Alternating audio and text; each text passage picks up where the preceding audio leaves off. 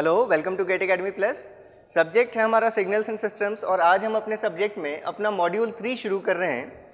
तो मॉड्यूल 3 का जो फर्स्ट टॉपिक हमने लिया है डिस्क्रीट टाइम फूरियर ट्रांसफॉर्म। देखिए, इस मॉड्यूल में अगर हम बात कर लें कि हम कौन कौन से टॉपिक्स कवर करने वाले हैं, तो इस मॉड्यूल में हम 3 ट्रांसफॉर्म्स कवर करेंगे। फर्स्ट जो हमने अभी लिख रखा है discrete time Fourier transform, second topic हम यहाँ कवर करेंगे लैपलास ट्रांसफॉर्म और थर्ड टॉपिक हम कवर करेंगे जेड ट्रांसफॉर्म। ठीक है, तो ये 3 ट्रांसफॉर्म्स हम अपने मॉड्यूल 3 में लेंगे। लैपलास ट्रांसफॉर्म हो सकता है पहले हमने मॉड्यूल 2 में डिफाइन कर रखा हो, लेकिन यहाँ पर लेने का, इस ऑर्डर में लेने का कुछ सिग्निफिकेंस है, वो आगे आपको समझ में आएगा, क्योंकि अगर हम इस सीक्वेंस में पढ़ेंगे तो चीज़ें हमें ज़्यादा क्लियर होंगी। तो अब अगर हम बात करें डिस्क्रीट टाइम फूरियर ट्रांसफॉर्म की, कि हम ये डिस्क्रीट टाइम फूरियर ट्रांसफॉर्म क्यों यूज़ करते हैं, तो पहली चीज़, आप कुछ भी नया नहीं पढ़ने वाले, जितना आपने पढ़ा है ये फिर से उन्हीं चीज़ों का बिल्कुल रिपीटिशन होगा। फूरियर ट्रांसफॉर्म हम ऑलरेडी पढ़ चुके हैं। अगर हम देखें कि हमने अभी तक जैसे फूरियर सीरीज कोफिशिएंट्स कैलकुलेट किए, तो फूरियर सीरीज कोफिशिएंट्स आप उन सिग्नल्स के फ्रीक्वेंसी डोमेन को एनालाइज करने के लिए यूज़ करते हैं जो सिग्नल्स टाइम में कंटिन्यूस हैं और कैसे हैं, पीरियोडिक हैं। अगर कोई कंटिन्यूस टाइम सिग्नल पीरियोडिक है तो उसके फ्रीक्वेंसी डोमेन को देखने के लिए आप यूज़ करते हैं फूरियर सीरीज। अब अगर कोई सिग्नल टाइम में कंटिन्यूस तो है लेकिन पीरियोडिक नहीं है, तो उसके फ्रीक्वेंसी डोमेन को एनालाइज करने के लिए हमने देखा कि हम यूज़ करते हैं फूरियर ट्रांसफॉर्म। हमने फूरियर सीरीज से फूरियर ट्रांसफॉर्म को रिलेट भी किया।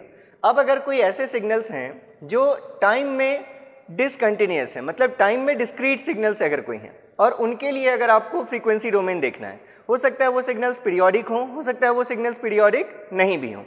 तो अगर ऐसे सिग्नल्स के लिए हमें फ्रीक्वेंसी डोमेन देखना है जो टाइम में कैसे हैं, डिस्क्रीट, तो उनके लिए अब हम यूज़ करते हैं डिस्क्रीट टाइम फूरियर ट्रांसफॉर्म। ये जो डिस्क्रीट टाइम वर्ड है, ये टाइम डोमेन में प्रॉपर्टी बता रहा है कि जो सिग्नल हम टाइम डोमेन में ले रहे हैं, जिसका हमें ट्रांसफॉर्म इवैल्यूएट करना है, वो कैसे सिग्नल्स हैं, डिस्क्रीट इन टाइम सिग्नल्स हैं। ठीक है, तो अब यहाँ Fourier transform, discrete time Fourier transform शुरू करने से पहले यहाँ हम 2 स्टेटमेंट्स लिख लेते हैं और इसका आप अभी इसको हम देख भी लेंगे कि ऐसा हम क्यों कह रहे हैं।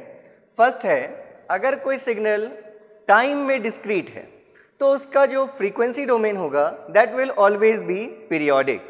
कोई सिग्नल अगर टाइम में डिस्क्रीट है तो उसका फ्रीक्वेंसी डोमेन हमेशा ही पीरियोडिक होगा, और इसका कन्वर्स भी ट्रू है।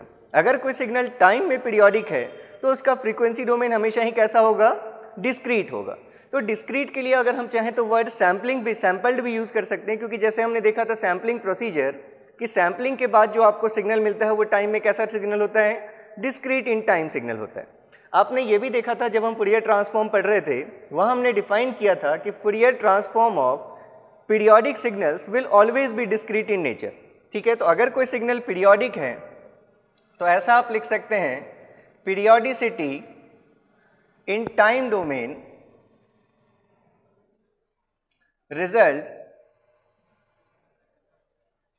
इन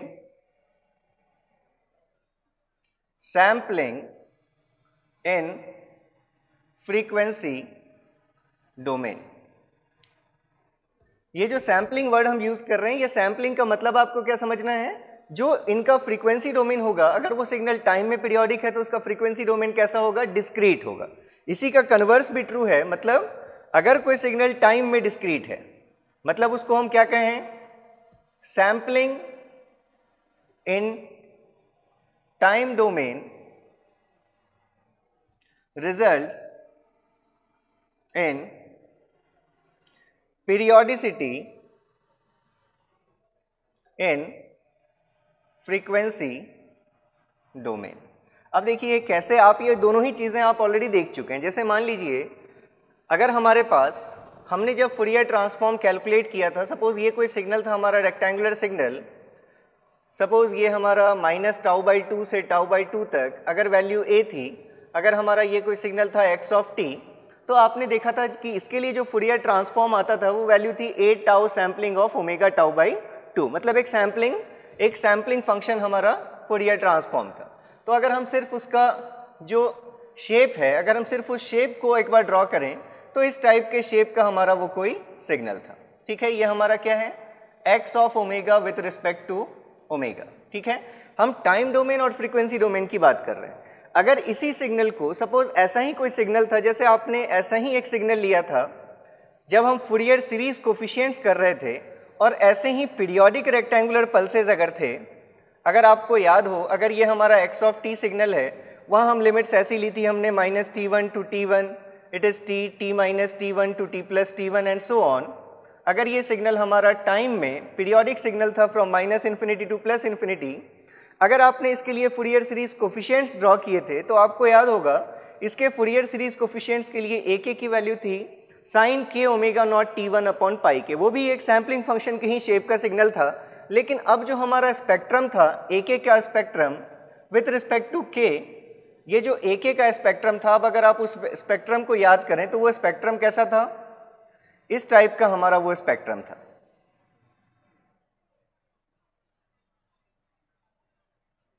इस टाइप का आपको स्पेक्ट्रम मिलता था, ठीक है।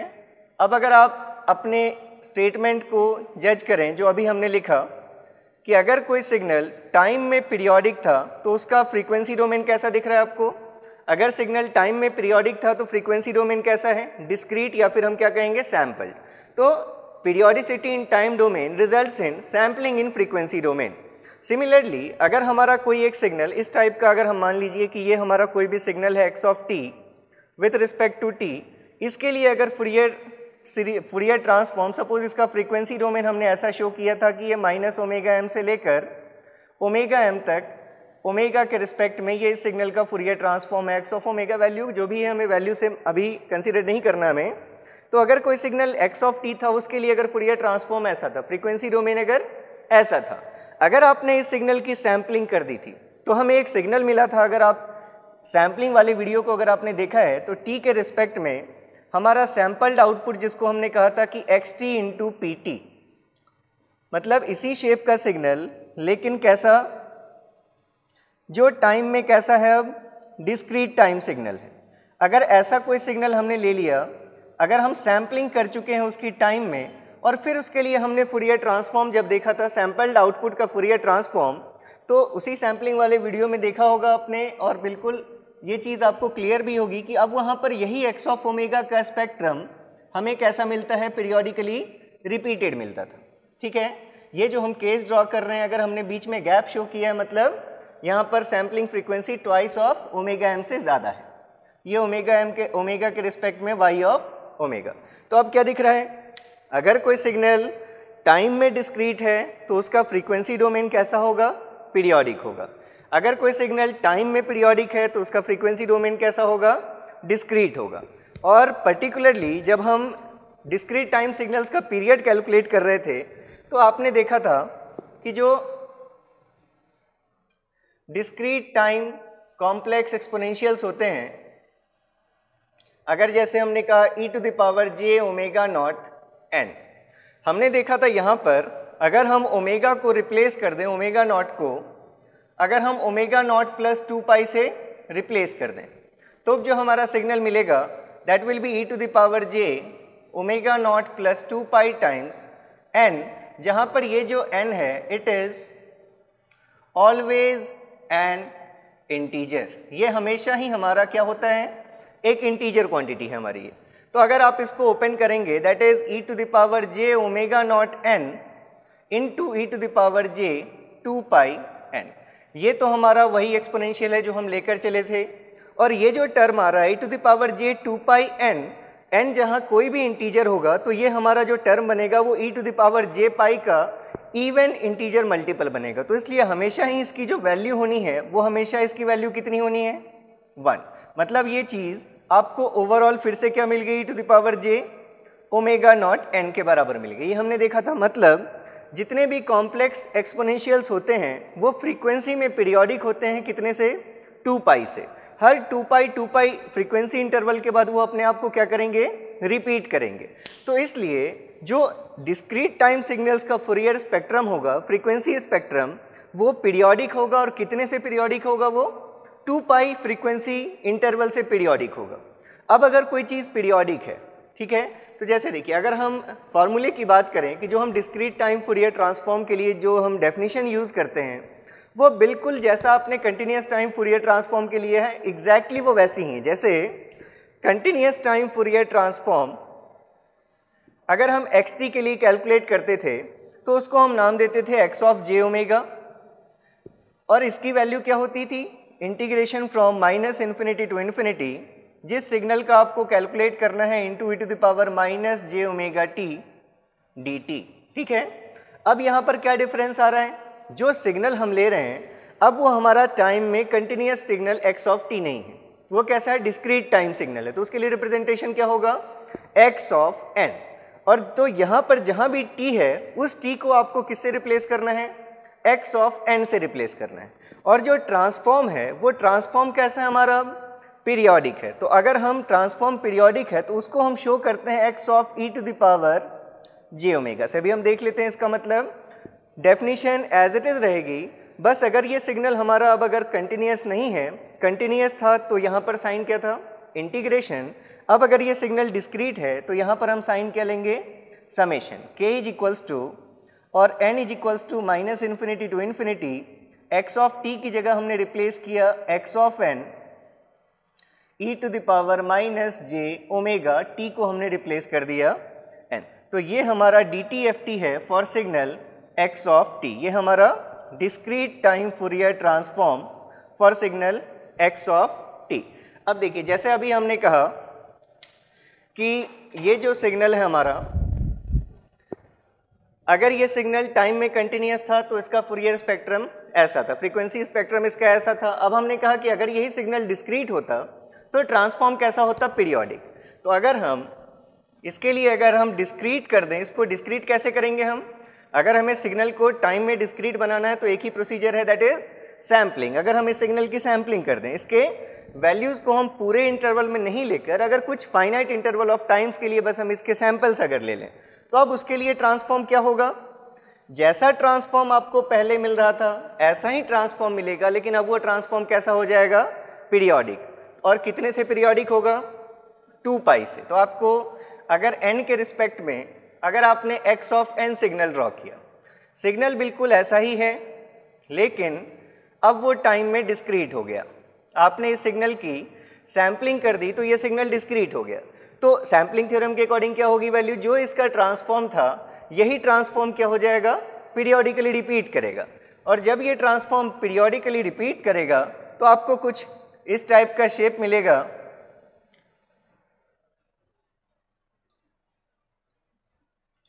ये जैसी ये आपको मेन लोब यहां दिख रहा है बिल्कुल वैसा ही यहां मिलेगा, फिर इस तरफ भी। तो आप अगर ये इंटरवल देखें, जितनी देर के बाद फ्रीक्वेंसी में ये अपने आप को रिपीट कर रहा है, ये क्या है अब, x of e to the power j omega. इसके लिए ट्रांसफॉर्म को हम Fourier continuous time Fourier transform x of omega कह रहे हैं। जैसा x ऑफ ओमेगा का स्पेक्ट्रम था वो चीज़ क्या हो रही है, फ्रीक्वेंसी में ओमेगा के रिस्पेक्ट में ये चीज़ अपने आप को रिपीट कर रही है। तो अब अगर आप ये ड्यूरेशन देखें तो अभी हमने देखा कि ये जो ड्यूरेशन है फ्रीक्वेंसी में अपने आप को रिपीट करने का, या फिर हम ये टाइम इंटरवल देखें, ये जो इंटरवल होगा फ्रीक्वेंसी में ये वैल्यू कितनी होगी, हर 2 पाई फ्रीक्वेंसी के बाद ये अपने आप को क्या करेंगे, रिपीट करेंगे। क्योंकि यहाँ पर हम देख चुके हैं कि discrete time complex एक्सपोनेंशियल्स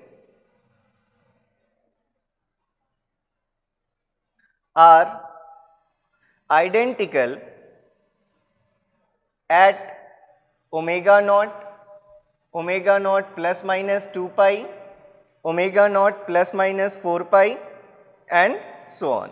omega naught में आप फ्रीक्वेंसी ओमेगा नॉट में 2 पाई का कोई भी इंटीजर मल्टीपल से अगर आप शिफ्ट करेंगे तो जो स्पेक्ट्रम होगा हमारा, वो जो डिस्क्रीट टाइम कॉम्प्लेक्स एक्सपोनेंशियल के लिए वो बिल्कुल वैसा ही होगा। तो इसलिए जो फ्रीक्वेंसी डोमेन एनालिसिस होती है डिस्क्रीट टाइम सिग्नल्स के लिए, वो आपको omega is equals to minus infinity to plus infinity अब करने की ज़रूरत नहीं है। अब आपको सिर्फ क्या करना है, कोई भी एक 2 पाई का इंटरवल ले लीजिए। हो सकता है आप चाहें तो वो इंटरवल 0 से लेकर 2 पाई ले लीजिए, या आप चाहें तो वो इंटरवल माइनस पाई से लेकर पाई ले लीजिए। मतलब किसी एक 2 पाई के इंटरवल में ही सिर्फ आपको एक्स ऑफ ओमेगा के लिए एनालिसिस करनी है। तो अगर ये चीज़ पीरियोडिक है तो इसीलिए हम पीरियोडिक है तो हम रिप्रेजेंटेशन में क्या चीज़ लेते हैं, जैसे यहाँ एक्स ऑफ जे ओमेगा था, अब हम यहाँ पर क्या लिख रहे हैं, x of e to the power j omega. मतलब आप अगर समझना चाहें तो इसको आप ऐसे समझ सकते हैं कि जो हमारा ट्रांसफॉर्म है e to the power j omega को अगर आप देखें, इसको आप क्या लिख सकते हैं, cos of omega plus j sine omega. अगर हम इसका मैग्नीट्यूड देखें, magnitude of e to the power j omega that is under root of cos square omega plus sine square omega, value कितनी है 1। मतलब मैग्नीट्यूड इसका हमेशा ही 1 है। ओमेगा की वैल्यू आप कितनी भी वेरी कर लें, मैग्नीट्यूड हमेशा कांस्टेंट है। और ओमेगा की वैल्यू जैसे जैसे आप वेरी करेंगे 0 से 2 पाई, तब तक सिग्नल हमारा कैसा शेप कवर करेगा, अगर रेडियस कांस्टेंट है तो।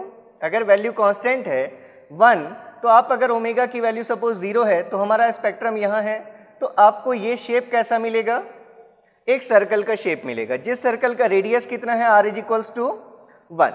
तो आप कह सकते हैं कि जो आप DTFT इवेल्युएट कर रहे हैं वो आप अब कहाँ इवेल्युएट कर रहे हैं, यूनिट सर्कल पे इवेल्युएट कर रहे हैं, जहाँ पर ये ओमेगा की वैल्यू को जब आप वेरी करेंगे 0 to 2 पाई, तो हमारा स्पेक्ट्रम जो है वो फिर से अपने आप को रिपीट करेगा। ठीक है, तो DTFT हम इवेल्युएट कहाँ करते हैं, ऑन यूनिट सर्कल। अब ये यूनिट सर्कल क्या है, जैसे फुरियर ट्रांसफॉर्म आप इवेल्युएट करते थे j ओमेगा एक्सिस पर।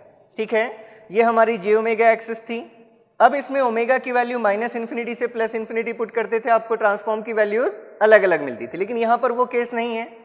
अगर आप इस j ओमेगा एक्सिस के दोनों एंड्स को लें और अगर इन दोनों एंड्स को फोल्ड करके एक सर्कल का शेप दे दें, तब जो सर्कल बनेगा उसी सर्कल को हम किससे रिप्रेजेंट कर रहे हैं, यूनिट सर्कल से रिप्रेजेंट कर रहे हैं। ठीक है, जो हमारा j ओमेगा एक्सिस है, अगर उस j ओमेगा एक्सिस के दोनों एंड्स को फोल्ड करके हम अगर कंबाइन कर दें, और तब जो हमारा सर्कल बन रहा है उस सर्कल को हम क्या एज्यूम कर रहे हैं, that is unit circle, radius r tends to infinity. तो डिस्क्रीट टाइम फुरियर ट्रांसफॉर्म हम कहाँ इवेल्युएट करेंगे, यूनिट सर्कल पे इवेल्युएट करेंगे। कहने का मतलब क्या है, जो ओमेगा की वैल्यू 0 के लिए जो वैल्यू होगी वही फिर से ओमेगा इज इक्वल्स टू 2 पाई पर हमें वही ट्रांसफॉर्म मिलेगा। ठीक है, तो जैसे आपने कंटिन्यूअस टाइम फुरियर ट्रांसफॉर्म की, इस इक्वेशन से ये इक्वेशन फाइंड की डिस्क्रीट टाइम फुरियर ट्रांसफॉर्म के लिए एक ही रिप्लेसमेंट बस आपने किया। ये कंटिन्यूअस टाइम सिग्नल था तो आपने t को रिप्लेस कर दिया n से, इंटीग्रेशन को रिप्लेस कर दिया समेशन से, यहाँ भी t को रिप्लेस कर दिया n से। तो ये इक्वेशन हमारी फिर से कौन सी इक्वेशन है, एनालिसिस इक्वेशन।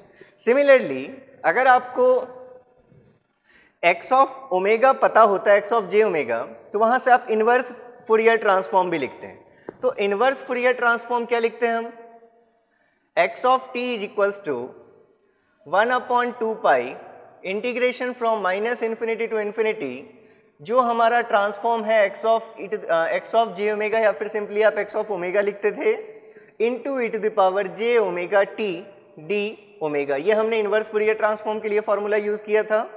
सिमिलरली आप एग्जैक्टली इसी वे में, अगर आपके पास x of e to the power j omega है, डिस्क्रीट टाइम फुरियर ट्रांसफॉर्म अगर आपको पता है, तो वहाँ से आप time domain signal x of n calculate कर सकते हैं। तो इसी फॉर्मूले से हम इनवर्स DTFT लिखते हैं, that is x of n is equals to 1/2 pi.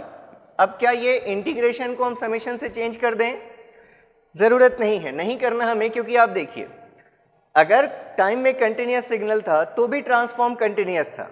Time में अगर सिग्नल डिस्क्रीट हो गया तो ये नहीं कह रहे हम कि ट्रांसफॉर्म भी डिस्क्रीट हो जाएगा। ट्रांसफॉर्म कैसा हो जाएगा, अब पीरियोडिक हो जाएगा। जैसा ये ट्रांसफॉर्म था, शेप उसका वैसा ही रहेगा, वो सिग्नल क्या हो जाएगा, पीरियोडिक हो जाएगा। तो अब हमें ऐसा नहीं है कि पहले हम इसके लिए इन्वर्स जब फाइंड करते थे तो इसको इंटीग्रेट करते थे और इसको हम क्या करेंगे, समेशन, ऐसा नहीं है। लेकिन आप पहले इसमें इंटीग्रेशन के लिमिट्स कहाँ से कहाँ तक लेते थे, इन्वर्स फुरियर ट्रांसफॉर्म कैलकुलेट करने के लिए फ्रॉम -∞ टू +∞। लेकिन अभी हमने देखा कि ये जो ट्रांसफॉर्म होगा ये अपने आप को हर 2 पाई इंटरवल के बाद रिपीट करेगा।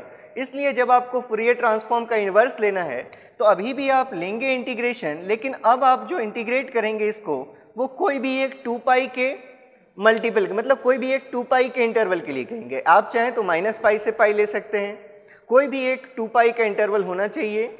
उस बीच में जो भी आपका DTFT है, x of e to the power j omega into e to the power j omega n d of omega,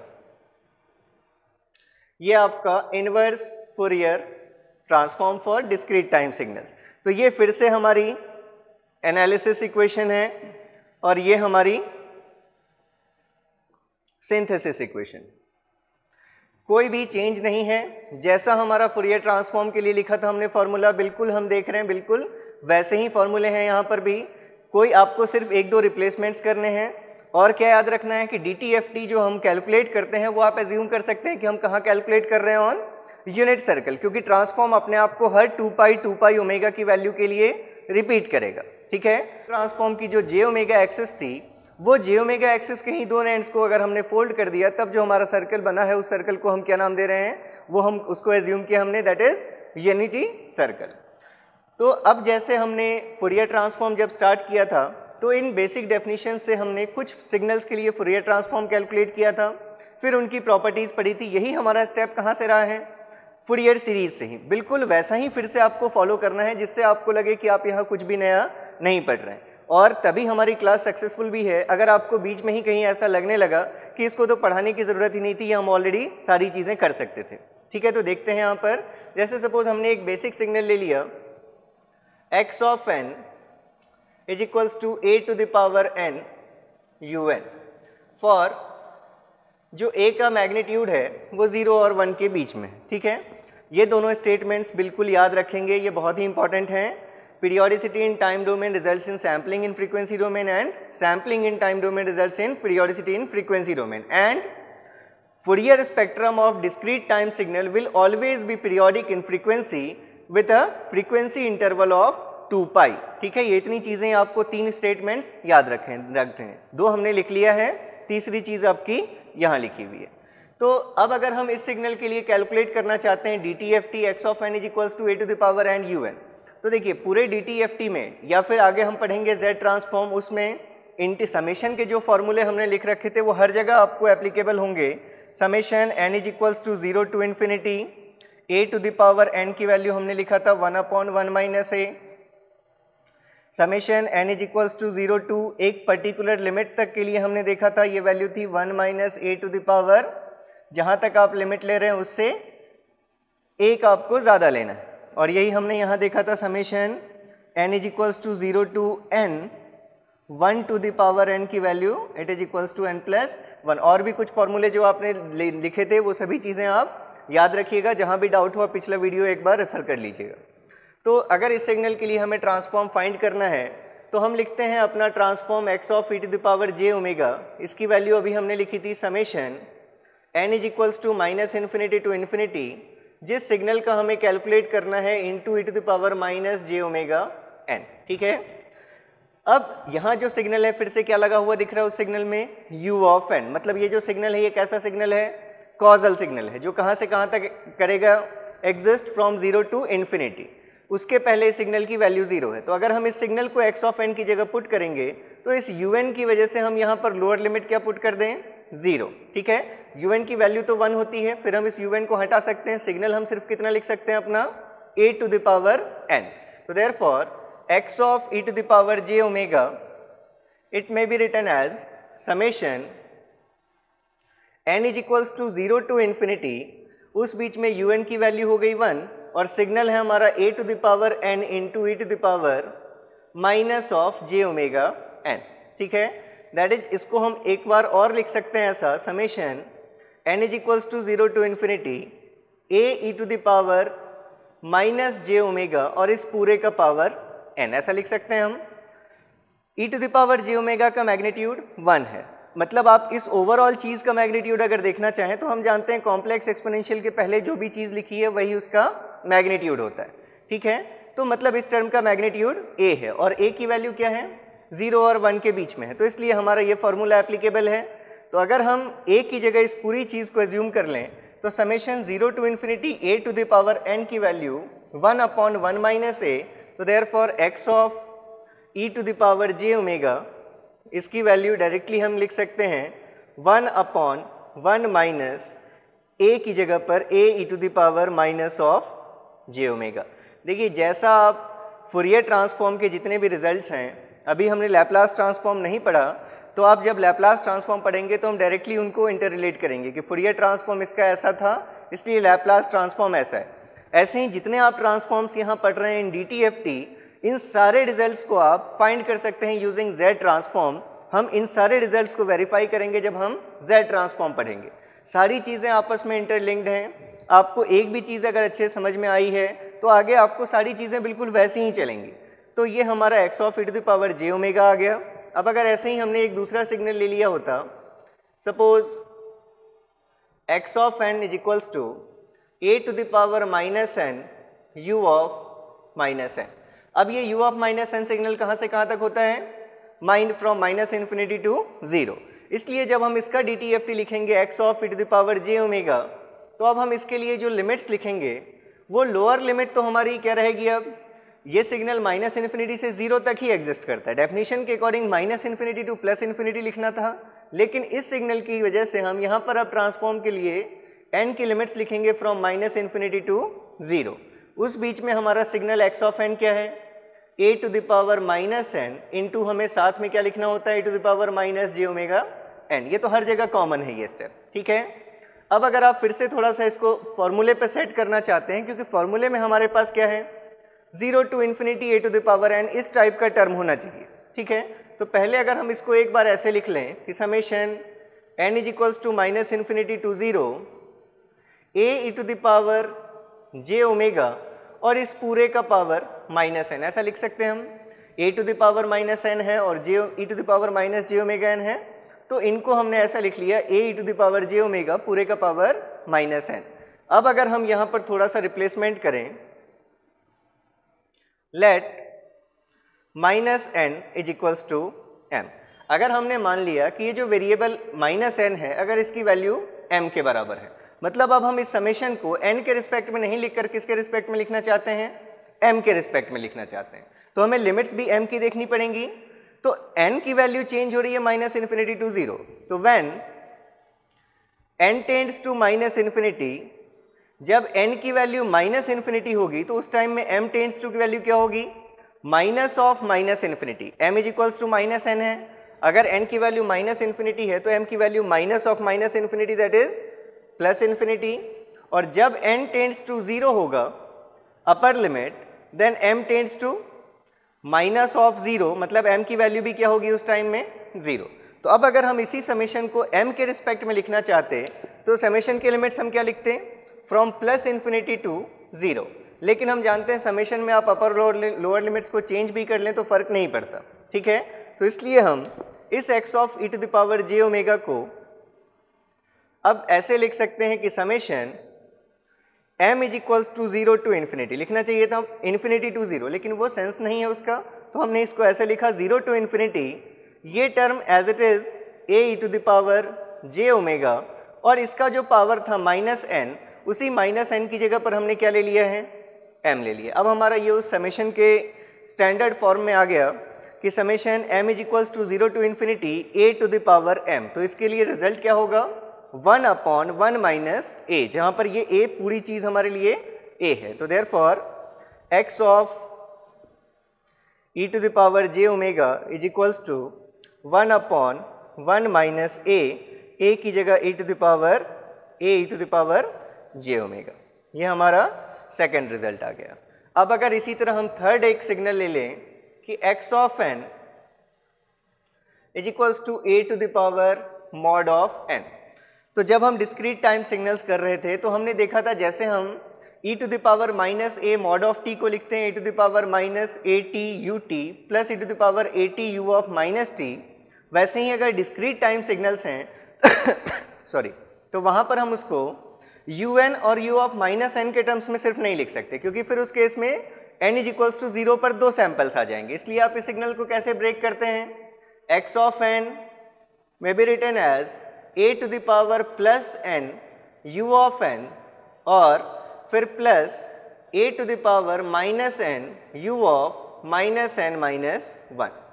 ये जो सीक्वेंस है, ये जब हमने n की वैल्यू पॉजिटिव पुट की तो ये बताने के लिए कि n पॉजिटिव है हमने इसके साथ क्या लिखा, un, और मॉड n में हमने क्या लिखा है, इसकी value a to the power n।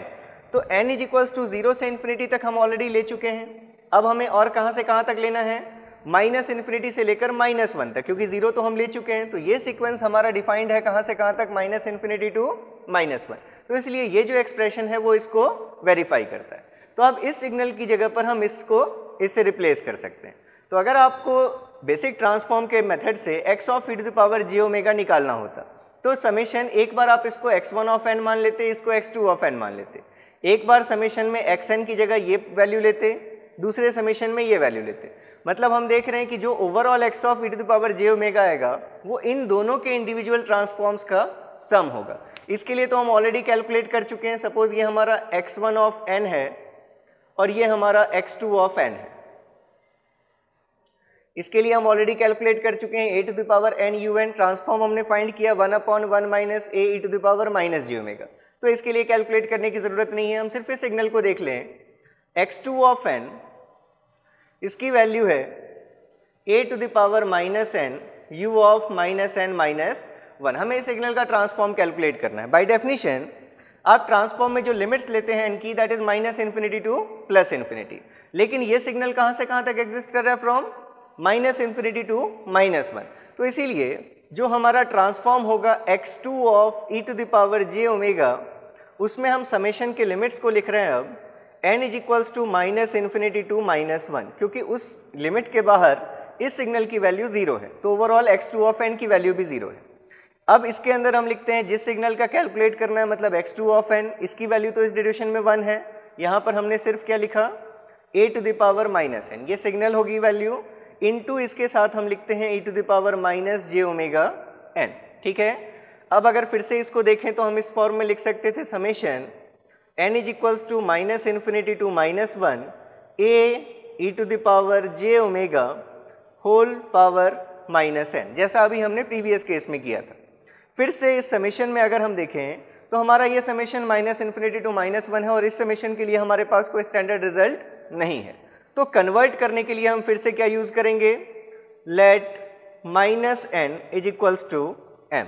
तो अगर minus n is equals to m है तो व्हेन n की लिमिट्स कहाँ से कहाँ तक पुट करनी है? When n tends to minus infinity, तो उस कंडीशन में m की वैल्यू क्या हो जाएगी?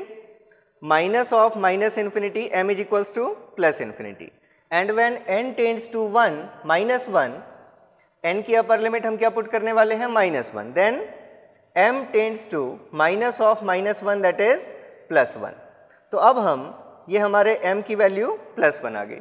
इसी समेशन को अब हम देयरफॉर ये जो हमारा x2 of e to the power j omega है, अब इस सिग्नल को हम लिख सकते हैं therefore x2 of e to the power j omega is equals to summation, हमें m की लिमिट्स लिखनी है अब, माइनस इन्फिनिटी के लिए प्लस इन्फिनिटी और माइनस 1 के लिए प्लस 1। तो हम ऐसे लिखते हैं प्लस इन्फिनिटी टू प्लस 1, उसको हम समेशन इंटरचेंज कर रहे हैं, अपर और लोअर लिमिट, उससे फर्क नहीं पड़ेगा। तो हम m के लिमिट्स लिख रहे हैं फ्रॉम 1 टू इन्फिनिटी, और अंदर में हमारे पास जो है bracket e to the power a e to the power j omega, इस पूरे का पावर माइनस n, और माइनस n को ही हमने नया वेरिएबल एज्यूम कर लिया है, दैट इज m।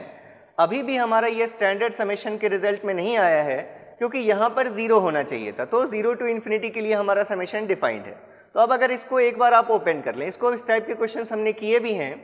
अगर आप m is equals to 1 put करेंगे तो वैल्यू क्या मिलेगी? a e to the power j omega. m की वैल्यू 2 पुट करेंगे तो a e to the power j omega whole square plus a e to the power j omega whole cube up to infinity. ये ऐसा हमारा कहाँ तक जाएगा? Infinity तक। अगर आप इसमें से एक टर्म ये कॉमन ले लें a e to the power j omega, तो यहाँ से क्या चीज़ बचेगी? 1। यहाँ से आपने a to the power j omega common कर लिया तो क्या बच जाएगा? पावर 2 था, एक आपने पावर कॉमन कर लिया है तो पावर 1 रिड्यूस हो गया। ऐसे ही ये a e to the power j omega का whole square plus a e to the power j omega whole cube and so on. ऐसी वैल्यू अभी भी कहाँ तक है? फ्रॉम 1 टू इन्फिनिटी, ऐसी वैल्यू दिख रही है आपको। अब इतनी चीज़ को देखिए हम क्या लिख सकते हैं? a e to the power j omega into, अगर ये जो टर्म है क्या हम इसे ऐसे लिख सकते हैं? Summation n is equals to 0 to infinity a e to the power j omega power n। अगर आप n 0 पुट करते तो क्या मिलता आपको? Power 0, that will be 1। अगर आप n की वैल्यू 1 पुट करते तो आपको क्या मिलता? इसका पावर 1, मतलब ये टर्म। पावर 2, n की जगह 2 पुट करते तो ये टर्म, फिर ये टर्म, मतलब इतने पूरे टर्म को अब हम क्या लिख सकते हैं? इस समेशन के फॉर्म में लिख सकते हैं। और इस समेशन का हमें रिजल्ट पता है, इसका रिजल्ट क्या हो जाएगा? 0 टू इन्फिनिटी के लिए 1/1 माइनस a, जहाँ पर a की वैल्यू ये टर्म है। तो देयरफॉर फाइनली हमारा जो x2 of e to the power j omega है, इसके लिए हमें वैल्यू मिली ये टर्म तो अलग से था a e to the power j omega into 1/1 minus a, और a की जगह फिर क्या है a e to the power j omega. तो ये हमारा क्या फाइंड कर लिया हमने, x2 of e to the power j omega. इस सिग्नल के लिए ट्रांसफॉर्म हमने फाइंड कर लिया। इस सिग्नल का हम ऑलरेडी जानते हैं, तो ओवरऑल इस a to the power mod n, अब इस ओवरऑल ट्रांसफॉर्म की value, therefore overall transform x of e to the power j omega that is x1 of e to the power j omega plus x2 of e to the power j omega, that is x1 के लिए आपको transform पता है 1/1 minus a e to the power minus j omega, और दूसरा transform अभी आपने evaluate किया 1/1 minus a e to the power j omega. तो ये a to the power mod n का ये ओवरऑल हमारा ट्रांसफॉर्म है जो दो ट्रांसफॉर्म से मिलकर बना है।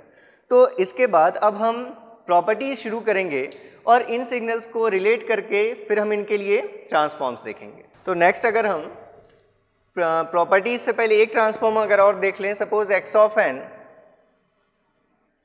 ये सिग्नल है हमारा डेल ऑफ n, ठीक है, इम्पल्स फंक्शन।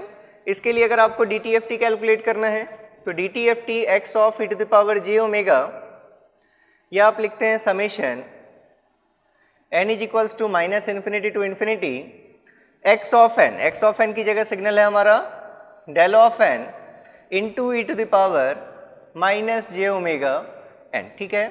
अब ये सिंपली आप इसमें shifting property of impulse function अगर आप यूज़ करें, हम जानते हैं shifting property of impulse function से कि अगर कहीं भी इस टाइप का टर्म है summation n is equals to minus infinity to infinity कोई signal x of n into del of n, तो इस टर्म के लिए वैल्यू क्या हो जाती है पूरे समेशन की, जहाँ ये इम्पल्स एग्जिस्ट कर रहा है पहले उस वैल्यू को फाइंड कीजिए इस ब्रैकेट के अंदर की चीज़ को 0 पुट करके, और जो n का रिजल्ट आपको मिला है वो इस x में पुट कर दीजिए। मतलब इस पूरे समेशन का रिजल्ट होता है x of n at n is equals to 0। तो ऐसे ही यहाँ पर इम्पल्स के साथ हमने एक फंक्शन मल्टीप्लाई करके रखा है, तो इस पूरे इंटीग्रल इस समेशन का रिजल्ट क्या होगा, दैट इज इक्वल्स टू जो हमारा फंक्शन है e to the power minus j omega n, इसकी वैल्यू कहाँ पर at n is equals to 0। तो अगर आप n is equals to 0 put करेंगे तो क्या वैल्यू मिली आपको 1। तो सेम रिजल्ट आपको फूरियर ट्रांसफॉर्म में भी मिला था कि डेल टी के लिए फूरियर ट्रांसफॉर्म क्या होता था 1। मतलब आपने लिखा था कि impulse in time domain will result in constant in frequency domain, same चीज़ यहाँ भी वैलिड है। चलिए, तो अगर हम अब शुरू करें properties of discrete time Fourier transform, exactly repeated बिल्कुल वैसे ही रिपीट होंगी प्रॉपर्टीज, इसलिए हम यहाँ पर ज़्यादा टाइम नहीं लेंगे। तो फर्स्ट प्रॉपर्टी अगर हम देखें दैट इज लिनियरिटी प्रॉपर्टी। इसके अलावा देखिए प्रॉपर्टीज तो हम कर ही रहे हैं, इसके अलावा जैसे अभी आपने फॉर्मूले लिखे x of e to the power j omega की वैल्यू लिखी, ऐसे ही हमने जब फूरियर ट्रांसफॉर्म किया था तो x ऑफ j ओमेगा की वैल्यू लिखते थे।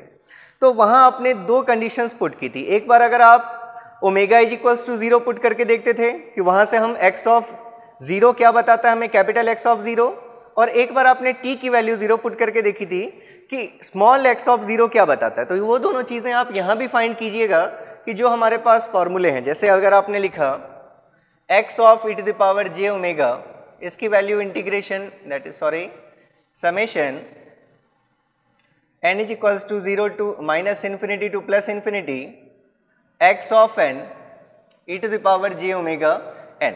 अगर हम यहाँ omega is equals to 0 put कर दें, ठीक है, तो अगर हम x में omega is equals to 0 put करेंगे मतलब x of e to the power j0, ठीक है, ये क्या बताएगा हमें, अगर हमने ओमेगा की जगह 0 पुट कर दिया मतलब summation n is equals to minus infinity to infinity x of n, और अगर आपने ओमेगा 0 पुट कर दिया तो इस एक्सपोनेंशियल की वैल्यू क्या हो जाएगी 1 हो जाएगी। मतलब अगर आपको फूरियर ट्रांसफॉर्म DTFT की वैल्यू चाहिए at omega is equals to 0 तो कैसे मिल जाएगी आपको वैल्यू, जो भी आपके पास x ऑफ n सिग्नल है, सपोज आपके पास x ऑफ n ऐसा सिग्नल गिवन होता 1 2 3 4, ठीक है, यहाँ सपोज 2 पे हमने कह दिया ओरिजिन है, तो जितने भी सैंपल्स हैं x ऑफ n में इस minus infinity to plus infinity x of n का क्या मतलब है, एक बार n की जगह आप -1 पुट कीजिए तो वैल्यू मिलेगी 1, n की जगह 0 पुट करते तो वैल्यू मिलती 2, मतलब इसमें जितने भी सैंपल्स हैं उन सारे सैंपल्स का सम। तो अगर आपसे पूछा जाता कि इस सिग्नल के लिए जो DTFT होगा उसकी value for omega is equals to 0 क्या होगी, तो आपको किसी फॉर्मूले को यूज़ करने की ज़रूरत नहीं थी। आप सिर्फ क्या करते, इसके जितने सैम्पल्स हैं उनको ऐड कर लीजिए। That means 1 + 2 3, 3 + 3 6 and +4 10। आप कह देते इस सिग्नल के लिए इसकी वैल्यू कितनी होगी, 10 होगी। ठीक है, तो ये पहली चीज़, ये पहला रिजल्ट है हमारा। और दूसरा रिजल्ट आपने लिखा था कि x of n is equals to 1/2 pi minus pi to pi. कोई भी हमने एक 2 पाई ड्यूरेशन की बात की थी, तो सपोज अगर हम इंटीग्रल कहाँ से कहाँ तक शो कर रहे हैं, -पाई टू पाई, उस बीच में x of e to the power j omega into e to the power plus j omega n d omega. तो अगर आपने n की वैल्यू 0 पुट कर दी, मतलब x ऑफ 0 आपको क्या दे देगा, 1/2 pi times integration from -pi to pi x of e to the power j omega. फिर से अगर आप n की वैल्यू 0 पुट करेंगे तो भी ये एक्सपोनेंशियल 0 हो जाएगा। अगर आपने ओमेगा की वैल्यू पुट की 0 तो भी एक्सपोनेंशियल 1 हो गया। अगर आप n की वैल्यू 0 पुट करेंगे तो भी एक्सपोनेंशियल 1 हो जाएगा। मतलब वैल्यू क्या मिलेगी आपको, d ऑफ ओमेगा।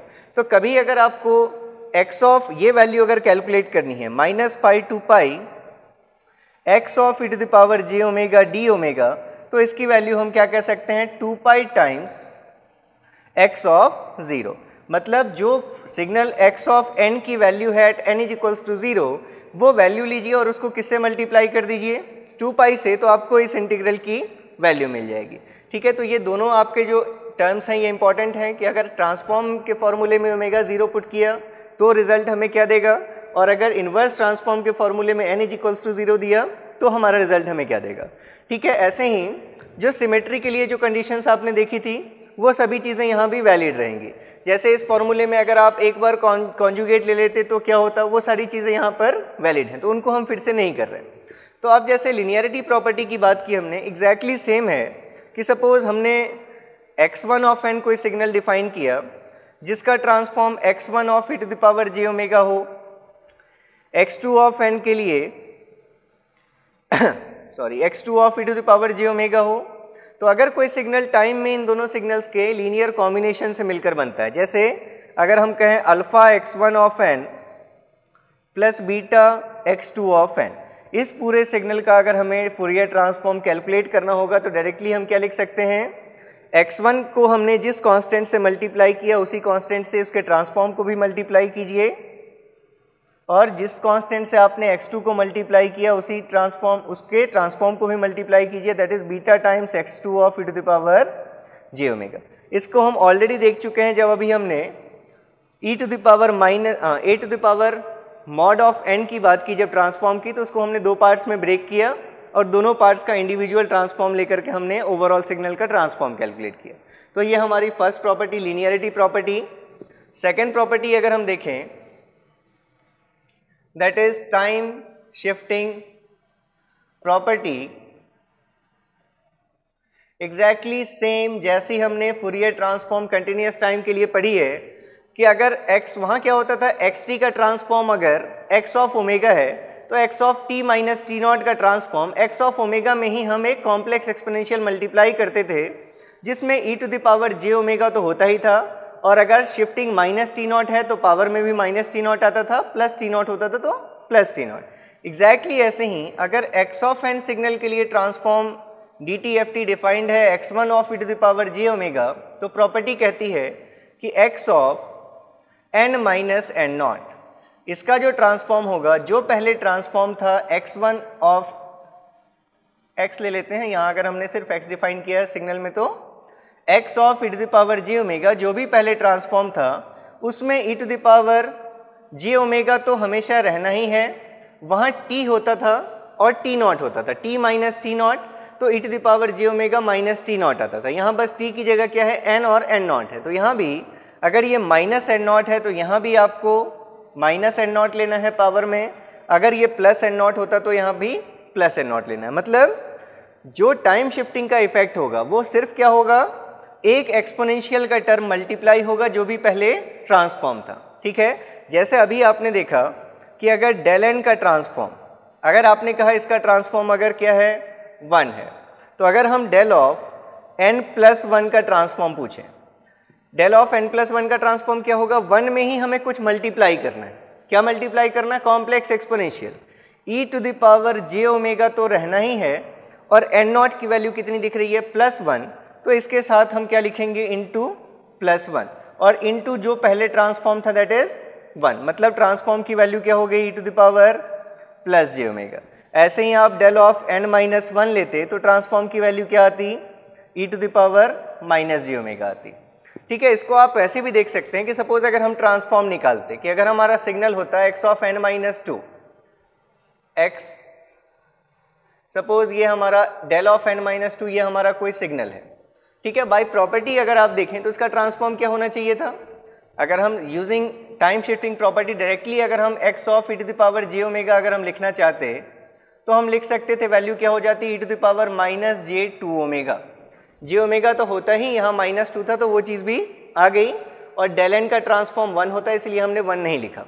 ठीक है, अगर आप वैसे भी बाय डेफिनेशन करते तो x of e to the power j omega की वैल्यू क्या होती, summation n is equals to minus infinity to infinity, हमें किस सिग्नल का निकालना है, डेल ऑफ n माइनस 2 का, इंटू साथ में हम क्या लिखते हैं, माइनस j ओमेगा n। फिर से इम्पल्स की शिफ्टिंग प्रॉपर्टी यूज़ कीजिए, इस पूरे इंटीग्रल की वैल्यू क्या होगी, पहले इसको पुट कीजिए 0, यहाँ से आपको n की वैल्यू मिली 2, तो इस पूरे इंटीग्रल का जो रिजल्ट होगा समेशन का, ये वैल्यू क्या हो जाएगी, इस सिग्नल की value e to the power minus j omega n की वैल्यू कहाँ पर, at n is equals to 2 पर, तो ये वैल्यू क्या हो जाएगी, e to the power minus j2 omega, जैसे यहाँ से आ रही है। तो ये हमारी सेकंड प्रॉपर्टी थी, time shifting property. Third property अगर हम लें that is time reversal property, बिल्कुल सेम जैसे ही वहाँ थी, वहाँ हम लिखते थे कि xt का ट्रांसफॉर्म अगर x ऑफ ओमेगा है तो x ऑफ माइनस टी का transform x of minus omega हो जाएगा, मतलब स्पेक्ट्रम गिवन है तो उसको फ्रीक्वेंसी रिवर्सल ले लीजिए, एक्सप्रेशन के फॉर्म में x ऑफ ओमेगा गिवन है तो जहाँ भी ओमेगा है वहाँ माइनस ओमेगा से रिप्लेस कर दीजिए। सिमिलरली अगर dt हमारा गिवन है, x ऑफ t के लिए अगर आपको dt पता है x of e to the power j omega, तो x ऑफ माइनस टी के लिए जो ट्रांसफॉर्म होगा that is x of e to the power minus j omega, मतलब ओमेगा को आपको क्या करना है, किसे रिप्लेस करना है, माइनस ओमेगा से रिप्लेस करना है। ठीक है, ये हमारी थर्ड प्रॉपर्टी है टाइम रिवर्सल प्रॉपर्टी। ये भी हम देख चुके हैं, जैसे पहले हमने सिग्नल लिया था a to the power n un, इसका जो ट्रांसफॉर्म आया था वैल्यू थी 1/1 minus a e to the power minus j omega. और अगर हम इसमें अगर सपोज ये हमारा कोई सिग्नल होता है x ऑफ n, अगर हम इस पर टाइम रिवर्सल ले लेते तो x ऑफ माइनस n, ये आप डिस्क्रीट टाइम सिग्नल्स के लिए कर रहे हैं तो ये सिग्नल्स क्या होंगे, x ऑफ n और x ऑफ माइनस n, उनका ट्रांसफॉर्म है ये। ठीक है, तो हमने पहले एक सिग्नल लिया था a to the power n un, उसके लिए ट्रांसफॉर्म ये वैल्यू थी। अगर हम इस पर रिवर्सल ले लेते तो जहां भी n है उसको n माइनस n से रिप्लेस कीजिए तो क्या सिग्नल बनता, ये ऐसा सिग्नल बनता। ठीक है, यूजिंग टाइम रिवर्सल प्रॉपर्टी अगर हम चाहते डायरेक्ट इस सिग्नल का हम ट्रांसफॉर्म बता सकते थे, 1/1 माइनस a, जहां भी ओमेगा है उसको माइनस ओमेगा से अगर हम रिप्लेस करते तो ये क्या हो जाता, माइनस और माइनस प्लस हो जाता। और यही वैल्यू आई थी जब आपने इसके लिए पूरे बाय डेफिनेशन अगर इसका ट्रांसफॉर्म कैलकुलेट किया था तो भी यही वैल्यू थी। ठीक है, तो ये हमारी third property that is time reversal property. Fourth property है हमारी, देखिए जैसे जब आप कंटिन्यूअस टाइम सिग्नल्स करते हैं तो वहां पर हम दो प्रॉपर्टीज पढ़ते हैं, डिफरेंशिएशन एंड इंटीग्रेशन प्रॉपर्टीज। ठीक है, लेकिन जो डिस्क्रीट टाइम सिग्नल्स होते हैं वहां पर ये डिफरेंशिएशन और इंटीग्रेशन फॉलो नहीं करते, तो वहां पर हम यूज करते हैं डिफरेंस इक्वेशन। जैसे आप कंटिन्यूअस टाइम सिग्नल्स के लिए डिफरेंशिएट करते हैं वैसे ही डिस्क्रीट टाइम सिग्नल्स के लिए हम यूज करते हैं डिफरेंस इक्वेशंस। ठीक है, तो जो डिफरेंशिएशन प्रॉपर्टी है उसको हम यहां पढ़ते हैं फोर्थ प्रॉपर्टी, इसका पार्ट 1 है डिफरेंसिंग प्रॉपर्टी। तो डिफरेंसिंग प्रॉपर्टी कहती है कि अगर हमें x ऑफ n के लिए ट्रांसफॉर्म नोन है, अगर x ऑफ n का ट्रांसफॉर्म नोन है x of e to the power j omega, ठीक है, तो प्रॉपर्टी कहती है कि x of n minus x of n minus n naught, इसका जो ट्रांसफॉर्म होगा that will be 1 minus e to the power minus j omega n naught times जो पहले ट्रांसफॉर्म था x of e to the power j omega. ये कोई नई property नहीं है, अभी आपने टाइम शिफ्टिंग प्रॉपर्टी पढ़ी। अगर xn का transform x of e to the power j omega है तो x of n minus n naught का ट्रांसफॉर्म क्या होता? xn का x of e to the power j omega है तो x of n minus n naught का transform हो जाता x of e to the power j omega में आप मल्टीप्लाई करते e to the power j omega, और यहाँ शिफ्टिंग माइनस एन नॉट है तो यहाँ भी हम क्या लिखते? Minus n naught. तो इस टर्म का ट्रांसफॉर्म लिनियरिटी प्रॉपर्टी यूज कीजिए, इस पूरे का ट्रांसफॉर्म अगर आपको देखना है तो इसका ट्रांसफॉर्म माइनस इस टर्म का ट्रांसफॉर्म, तो इसका transform x of e to the power j omega और इस टर्म का ट्रांसफॉर्म ये पूरा, दोनों में से अगर आपने x of e to the power j omega common कर लिया तो इसके ट्रांसफॉर्म में से आएगा पार्ट 1 माइनस इसके ट्रांसफॉर्म में से आएगी value e to the power minus j omega n naught. ठीक है, तो इसको हम कहते हैं ये कि हमारा डिफरेंस इक्वेशन है। अगर इसी डिफरेंस इक्वेशन में हम अगर फर्स्ट डिफरेंस अगर डिफाइन करते हैं तो किसी सिग्नल के लिए फर्स्ट डिफरेंस जो कहलाता है वो वैल्यू होती है x of n minus of x of sorry n minus 1। अगर हम x ऑफ n और उसके प्रीवियस सैंपल के लिए अगर हम डिफरेंस ले लें तो इसको हम कहते हैं first difference, x of n minus x of n minus 1। इसके लिए ट्रांसफॉर्म की वैल्यू क्या होनी चाहिए? xn का x of e to the power j omega और x ऑफ n माइनस 1 का e to the power minus j omega times x of e to the power j omega. दोनों में से x of e to the power j omega common अगर आप कर लें तो आपके पास वैल्यू मिलेगी 1 minus e to the power minus j omega times x of e to the power j omega. ठीक है, तो ये प्रॉपर्टी मेनली आप इसको याद रखेंगे।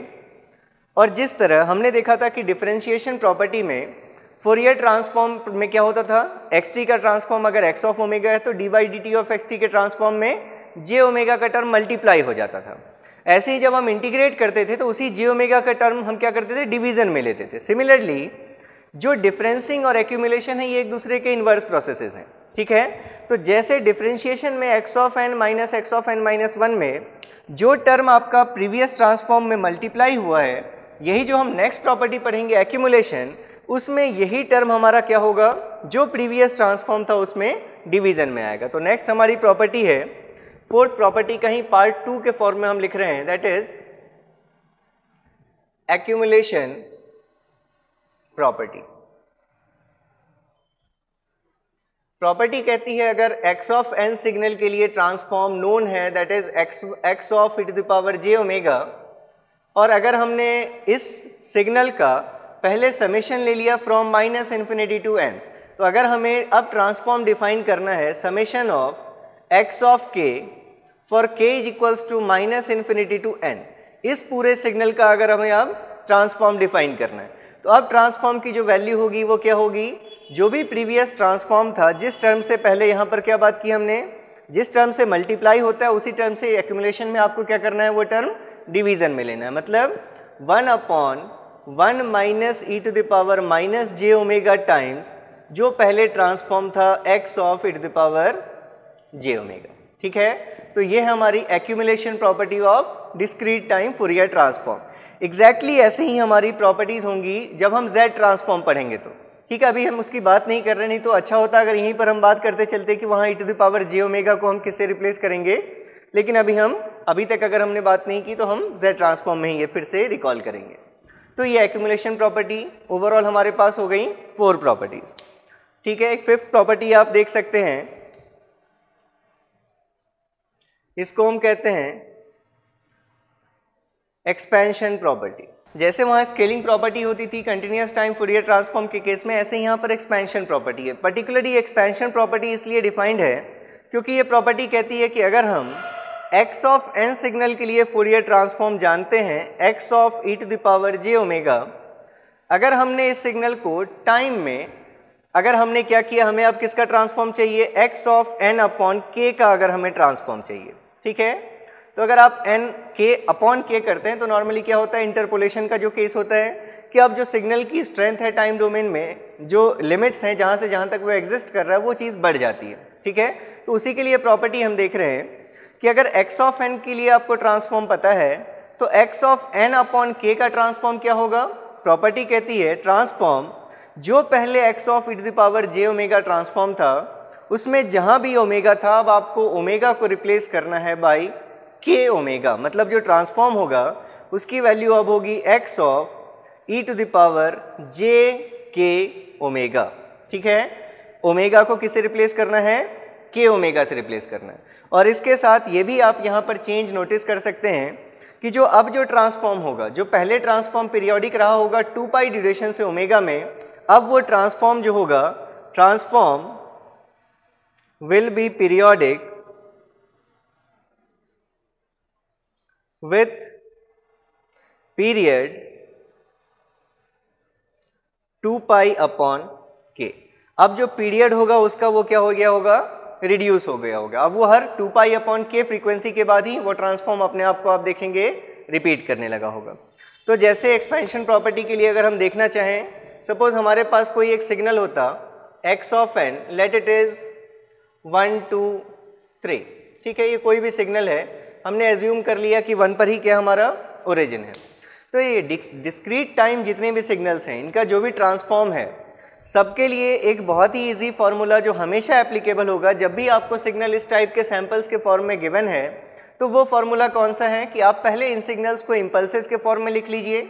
जैसे हम जानते हैं कि यहाँ से अगर हम x ऑफ n को इम्पल्सेस के फॉर्म में लिखना चाहते हैं तो x of n is equals to एक इम्पल्स, जो इसको अगर आप ड्रॉ करते तो ये ऐसा सिग्नल है जिसकी value n is equals to 0 पे 1, 1 पे 2 और 2 पे 3, n इज इक्वल्स टू 0 1 2, ये वैल्यू 1 2 एंड 3, ये सिग्नल है हमारा x of n with respect to n। तो इस सिग्नल में हम देख रहे हैं 3 इम्पल्सेस हैं। इन इम्पल्सेस को हम क्या लिख सकते हैं, जो इम्पल्स 0 पर है उसके लिए हमारा फंक्शन होता डेल ऑफ n, पीछे हम उसकी वैल्यू लिखते, यहाँ वैल्यू 1 है तो लिखने की ज़रूरत नहीं है, plus 2 times del of n minus 1 plus 3 times del of n minus 2। अब आप इतने कंफर्टेबल होंगे कि इन चीज़ों के लिए हमें बार बार बात करने की ज़रूरत नहीं है। तो अगर हम x ऑफ n को इम्पल्सेस के फॉर्म में रिप्रेजेंट कर सकें, उसके बाद हमारा काम बहुत ही ईजी है। अगर हमें इस सिग्नल के लिए ट्रांसफॉर्म लेना होगा, हम जानते हैं डेल n का ट्रांसफॉर्म 1, डेल n माइनस 1 का ट्रांसफॉर्म टाइम शिफ्टिंग प्रॉपर्टी से e to the power minus j omega, n minus 2 का transform e to the power minus j2 omega. तो इस पूरे के लिए लीनियरिटी प्रॉपर्टी यूज करके जो ओवरऑल सिग्नल का ट्रांसफॉर्म होगा वो भी तीनों के ट्रांसफॉर्म के सम के बराबर होगा। तो यहाँ से हम लिख सकते थे कि x of e to the power j omega, इसकी वैल्यू क्या हो जाती, डेल n का transform 1 plus 2 e to the power minus j omega and plus 3 e to the power minus j2 omega. यह अभी हमने देखा कि टाइम शिफ्टिंग प्रॉपर्टी से कैसे ये वैल्यूज हमारी डेल n माइनस 1 का ट्रांसफॉर्म कैसे ये होगा और इसका ट्रांसफॉर्म ये कैसे आएगा। ठीक है, तो ये तो हमारे पास एक ट्रांसफॉर्म हो गया कि ऐसा कोई भी सिग्नल होता तो उसका ये ट्रांसफॉर्म होता। अब सपोज हमने एक सिग्नल डिफाइन कर दिया कि let x1 of n is a signal which is related with x of n signal as x of n upon 4। ठीक है, अगर हम x ऑफ, या ये 4 ज़्यादा बड़ी वैल्यू हो जाएगी, शो करने में हमें प्रॉब्लम आएगी, तो अगर हम x ऑफ n अपॉन 2 कर लें, ठीक है, तो आप जानते हैं कि ये जो सीक्वेंस है जब हम 2 से इंटरपोलेट अगर करेंगे तो क्या होता है, इससे एक कम जीरोज हर 2 वैल्यूज़ के बीच में अपेंड करनी पड़ती हैं। हमने देखा था इंटरपोलेशन जहाँ हम कर रहे थे। मतलब अब अगर आप इसको सीक्वेंसेस के फॉर्म में लिखना चाहेंगे तो ये वैल्यू कैसी होगी, हर 2 टर्म्स के बीच में एक एक जीरोज आ जाएंगे। मतलब 1 के बाद 2 नहीं होगा, 1 के बाद 0, फिर 2, फिर 0, फिर 3। अब आपके पास ये हमारा ऐसा सिग्नल है। अब अगर इस x1 ऑफ n को आप डिफाइन करना चाहते इन टर्म्स ऑफ इम्पल्सेस, तो आप क्या लिखते, x1 of n is equals to एक इम्पल्स जो 0 पर है उसकी वैल्यू 1 है, तो क्या लिखते उसके लिए फंक्शन डेल ऑफ n। 0 के लिए लिखना नहीं है, 2 ये इम्पल्स का, ये कहाँ पर है impulse, n is equals to 2 पर, तो उसके लिए क्या फंक्शन होता है 2 times del of n minus 2। ऐसे ही इसके लिए plus 3 times del of n minus 4। ठीक है, अगर आप इसका अब ट्रांसफॉर्म लें तो x1 of e to the power j omega, del n का transform 1 plus 2 times e to the power minus j 2 omega plus 3 times e to the power minus j 4 omega. अब आप इन दोनों ट्रांसफॉर्म्स को compare कीजिए। जो हमारा पहले x of n signal के लिए ट्रांसफॉर्म था वो ऐसी वैल्यू थी। इस 1 को हम ये समझ सकते हैं कि ये क्या लिखा हुआ है, e to the power j 0 omega. ठीक है, यहाँ पर जैसे ये j 1 ओमेगा मतलब -1 दिख रहा है या -2 दिख रहा है, वैसे यहाँ पर क्या है, फैक्टर 0 है। ठीक है, तो अब अगर हम इस प्रॉपर्टी को देखें तो क्या कहती है प्रॉपर्टी, अगर xn के लिए पता है तो x of n by k के लिए कैलकुलेट नहीं करना आपको, जो भी ट्रांसफॉर्म है बस वहाँ पर ओमेगा की जगह क्या पुट कर दीजिए, k ओमेगा पुट कर दीजिए। अगर हम इन दोनों का रिलेशन देखें तो x of n is equals to x of n by 2, मतलब यहाँ k की वैल्यू कितनी थी, 2 थी। तो अगर हमें x1 ऑफ n का ट्रांसफॉर्म चाहिए था तो हमें इतना पूरा कैलकुलेट करने की ज़रूरत नहीं थी, हम यहीं से ट्रांसफॉर्म फाइंड कर सकते थे। कैसे, इसमें जहाँ भी ओमेगा है अगर हर उस ओमेगा को आप k से मल्टीप्लाई करके मतलब 2 ओमेगा पुट कर देते तो यहाँ से ट्रांसफॉर्म क्या होता, इसका जो ट्रांसफॉर्म अगर होता तो 0 ओमेगा था, ओमेगा की जगह 2 भी पुट करते तो 0 इंटू 2 ये टर्म आपका क्या होता, 1 ही रहता, प्लस यहाँ ओमेगा की जगह अगर 2 ओमेगा पुट करते तो 2 e to the power minus j 2 omega और plus 3 e to the power यहाँ ओमेगा की जगह 2 ओमेगा पुट करते तो माइनस जे 4 ओमेगा। अगर आप देखें तो यही रिजल्ट आपको यहाँ मिल रहा है, 1 plus e to the power 2 e to the power minus j 2 omega plus 3 e to the power minus j 4 omega. तो ये हमारी टाइम एक्सपेंशन प्रॉपर्टी। ठीक है, इसके बाद नेक्स्ट प्रॉपर्टी है हमारी 6th property, convolution property. Exactly same जैसा हमारा कंटिन्यूस टाइम के केस में था। x1 ऑफ n के लिए ट्रांसफॉर्म, अगर x1 of e to the power j omega, x2 of n signal के लिए dtft, अगर x2 of e to the power j omega ये अगर नोन है, अगर हमने इन दोनों सिग्नल्स को टाइम में कन्वॉल्व कर लिया तो x1 of n convolve with x2 of n पूरे का ट्रांसफॉर्म, जैसा आप कंटिन्यूस के केस में लिखते थे, क्या लिखते थे आप, convolution in time domain is equivalent to multiplication in frequency domain, बिल्कुल वैसे ही यहाँ भी x1 of e to the power j omega into x2 of e to the power j omega. Same property यहाँ भी है।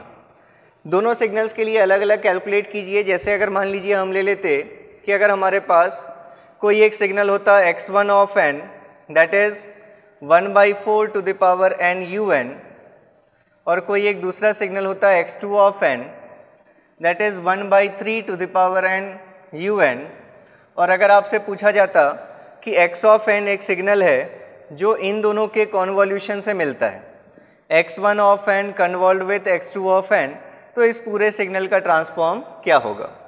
अलग अलग मेथड्स हैं। जैसे मान लीजिए कि ये तो हमारा इनफाइनाइट लेंथ का सीक्वेंस गिवन है, तो इनमें कन्वोल्यूशन के थ्रू अगर आप जाएंगे डिस्क्रीट टाइम कन्वोल्यूशन के थ्रू तो उसमें ज़्यादा टाइम लगेगा। ठीक है, इसलिए आप वहाँ पर यूज़ कीजिए ट्रांसफॉर्म प्रॉपर्टी कि अगर आप देखें तो हम जानते हैं कि a to the power n un, a to the power n un का ट्रांसफॉर्म क्या होता है, 1/1 minus a e to the power minus j omega. इसको कंपेयर कीजिए, a to the power n un मतलब a की वैल्यू कितनी है 1/4, यहाँ a की वैल्यू कितनी है 1/3। तो डायरेक्टली इस रिजल्ट को यूज़ करके हम लिख सकते हैं x1 of e to the power j omega, जो x1 ऑफ n का ट्रांसफॉर्म होगा उसकी वैल्यू क्या होगी 1/1 माइनस a की जगह 1/4 e to the power minus j omega. Similarly x2 of e to the power j omega क्या होगी value 1/1 minus a e to the power minus j omega where a is equals to 1/3। दोनों का transform पता चल गया, इसलिए इस signal x of n के लिए transform x of e to the power j omega की वैल्यू क्या हो जाएगी 1/1 minus 1/4 e to the power minus j omega into 1/1 minus 1/3 e to the power minus j omega. ठीक है, अब ये इसके ट्रांसफॉर्म की वैल्यू होगी। ठीक है, अब अगर इससे आपको इनवर्स फूरियर ट्रांसफॉर्म पूछा जाता, मतलब इस x ऑफ n सीक्वेंस की वैल्यू पूछी जाती, तो फिर से आप क्या कर सकते थे इसका, अगर आपको x of n time domain में पूछा जाता तो आप क्या करें इसके लिए, फिर इसको पार्शियल फ्रैक्शन से अगर आप ब्रेक कर लें, तो अगर आप इसको पार्शियल फ्रैक्शन से ब्रेक करेंगे तो एक टर्म आपको मिल जाएगा a अपॉन दिस और फिर b अपॉन दिस, ये वैल्यू ऐसे मिल जाएगी। a और b की वैल्यूज अगर आपको मिल जाएंगी तो फिर आप उसका इन्वर्स भी ले सकते हैं कि 1 upon 1 minus 1/4 e to the power j omega का इन्वर्स भी आपको पता है, इसका इन्वर्स भी आपको पता है, ठीक है। तो इस टाइप से आप सॉल्व कर सकते हैं इसको, आगे हम इस टाइप के क्वेश्चंस देखेंगे। पहले हम अपनी प्रॉपर्टीज कंप्लीट कर लें। तो ये कॉन्वोल्यूशन प्रॉपर्टी थी हमारी, जैसी कंटिन्यूअस के टाइम में थी बिल्कुल वैसे ही डिस्क्रीट के टाइम में भी है। और ऐसे ही जो प्रॉपर्टी हम वहाँ पढ़ते हैं 7th प्रॉपर्टी, यहाँ भी बिल्कुल ये ऐसे ही है, मल्टीप्लिकेशन प्रॉपर्टी। तो जैसे वहाँ होता था कि अगर x1 ऑफ t का transform x of j omega और x2 ऑफ t का transform x2 of j omega, यहां पर हमने ले लिया x1 ऑफ n का transform x1 of e to the power j omega, x2 of n का transform x2 of e to the power j omega. तो property कहती है अगर हम इन दोनों सिग्नल्स को टाइम में मल्टीप्लाई कर लें, अगर कोई सिग्नल होता जो इन दोनों के मल्टीप्लिकेशन से मिलता है, x1 of n multiplied with x2 of n, तो इस पूरे सिग्नल का जो ट्रांसफॉर्म होता, जैसे वहाँ फूरियर ट्रांसफॉर्म में हमने पढ़ा था कि इन दोनों का अगर टाइम में हमने मल्टीप्लाई किया तो फ्रीक्वेंसी में कॉन्वोल्यूशन होगा, और कॉन्वोल्यूशन के साथ हमें एक टर्म और क्या लेना पड़ता है, 1/2π का टर्म। तो बिल्कुल ऐसे ही यहाँ भी है, x1 of e to the power j omega convolved with x2 of e to the power j omega. ये हमारा रिजल्ट है यूजिंग मल्टीप्लिकेशन प्रॉपर्टी। अगर टाइम में मल्टीप्लाइड है तो फ्रीक्वेंसी डोमेन कन्वॉल्व होगा, अगर टाइम में कन्वॉल्व है तो फ्रीक्वेंसी डोमेन इनका मल्टीप्लाई हो जाएगा। नेक्स्ट प्रॉपर्टी अगर हम देखें, ये भी बहुत इंपॉर्टेंट है, वहाँ भी थी ये प्रॉपर्टी हमारी, और वहाँ जैसी थी बिल्कुल वैसे ही यहाँ भी है, फ्रीक्वेंसी शिफ्टिंग प्रॉपर्टी। तो प्रॉपर्टी क्या कहती है, जैसे वहां आपने पढ़ा था कि x ऑफ t का ट्रांसफॉर्म अगर नोन है और अगर हम x ऑफ t को किसी complex exponential e to the power j omega naught t से मल्टीप्लाई कर लें तो ट्रांसफॉर्म शिफ्ट हो जाता है। अगर j ओमेगा नॉट t में ओमेगा नॉट अगर पॉजिटिव है तो ट्रांसफॉर्म में शिफ्टिंग कैसी लेनी होती थी हमें, x of omega minus omega naught, और अगर e to the power minus j omega naught t से हमने मल्टीप्लाई किया था टाइम में तो वहां भी ट्रांसफॉर्म में शिफ्टिंग में अगर माइनस से मल्टीप्लाई किया था तो वहां पर आपको पॉजिटिव शिफ्टिंग लेनी पड़ती थी। बिल्कुल ऐसे ही यहाँ भी है कि अगर x ऑफ n सिग्नल के लिए जो हमारा ट्रांसफॉर्म है, अगर वो x of e to the power j omega है, और अगर आपने इस सिग्नल को टाइम में मल्टीप्लाई कर लिया suppose e to the power j omega naught, अब यहाँ t नहीं लिखेंगे, हम क्या लिखेंगे, discrete time exponential omega naught n। ये ओमेगा नॉट रिप्रेजेंटेशन हमने ओमेगा नॉट लिखा, लेकिन ये कोई फंडामेंटल फ्रीक्वेंसी नहीं है, ठीक है। ये कोई भी टर्म, कोई भी इंडिविजुअल ये वैल्यू कुछ भी हो सकती है, 2, 3, 4 ये कुछ भी वैल्यू हो सकती है। अगर इस टर्म से हमने मल्टीप्लाई कर लिया x ऑफ n को तो ट्रांसफॉर्म में क्या इफेक्ट होगा, जहां भी ओमेगा है हर उस ओमेगा को अब आपको रिप्लेस किससे करना है, अगर यहाँ साइन प्लस है तो ओमेगा माइनस ओमेगा नॉट से, और अगर यहाँ साइन नेगेटिव होता तो हम रिप्लेस करते ओमेगा प्लस ओमेगा नॉट से। तो इसका ट्रांसफॉर्म क्या हो जाएगा, x of e to the power j omega minus omega naught, क्योंकि यहाँ पर हमने साइन पॉजिटिव लिया है। अगर यहाँ नेगेटिव होता तो ये साइन आपको याद रखना है कि ये साइन पॉजिटिव होगा। तो ऐसा ही आपने एग्जैक्टली बिल्कुल यही चीज़ आपने पहले फूरियर सीरीज में की, फिर फूरियर ट्रांसफॉर्म में किया, फिर वही चीज़ यहाँ भी आप कर रहे हैं। तो कुछ नया नहीं है। जैसे मान लीजिए अगर हमारे पास एक क्वेश्चन हो कि x of n is equals to a to the power n u n and x1 of n is equals to e to the power j pi by 2n into x of n plus 4. Find x1 of e to the power j omega. x of n signal है e to the power n un, जिसका transform आपको पता है, value क्या होती है 1/1 minus a e to the power minus j omega. x1 of n इस signal से कैसे मिलता है, दो चीज़ें हमने यहाँ पर की हैं। पहली चीज़ x ऑफ n में हमने कुछ पॉजिटिव शिफ्ट दिया है, मतलब टाइम शिफ्टिंग की है उसकी, और फिर उसके बाद हमने उसको एक कॉम्प्लेक्स एक्सपोनेंशियल से मल्टीप्लाई कर दिया है। तो पूछा गया कि अब जो ये ओवरऑल सिग्नल बना है इस सिग्नल का DTFT x1 of e to the power j omega क्या होगा, ठीक है। तो दो प्रॉपर्टी यूज़ की हैं आपने, बारी बारी से दोनों प्रॉपर्टीज़ का इफेक्ट देखिए। वी हैव जो x ऑफ n है, x of n that is a to the power n un, अगर सिर्फ इतना सिग्नल होता तो इसका DTFT हमें पता है कि इसका DTFT क्या है, x of e to the power j omega, जिसकी value 1/1 minus a e to the power minus j omega ये वैल्यू होती है, ये आपको पता है। अगर हम इधर से चलना शुरू करें तो सबसे पहले हमने क्या किया, उस सिग्नल में जिस एक्शन का ये ट्रांसफॉर्म है, पहले हमने क्या किया, उसमें 4 से शिफ्ट प्रोवाइड किया। तो अगर एक्शन का ट्रांसफॉर्म ये है तो यूजिंग टाइम शिफ्टिंग प्रॉपर्टी से x ऑफ n प्लस 4 इसका ट्रांसफॉर्म क्या हो जाएगा।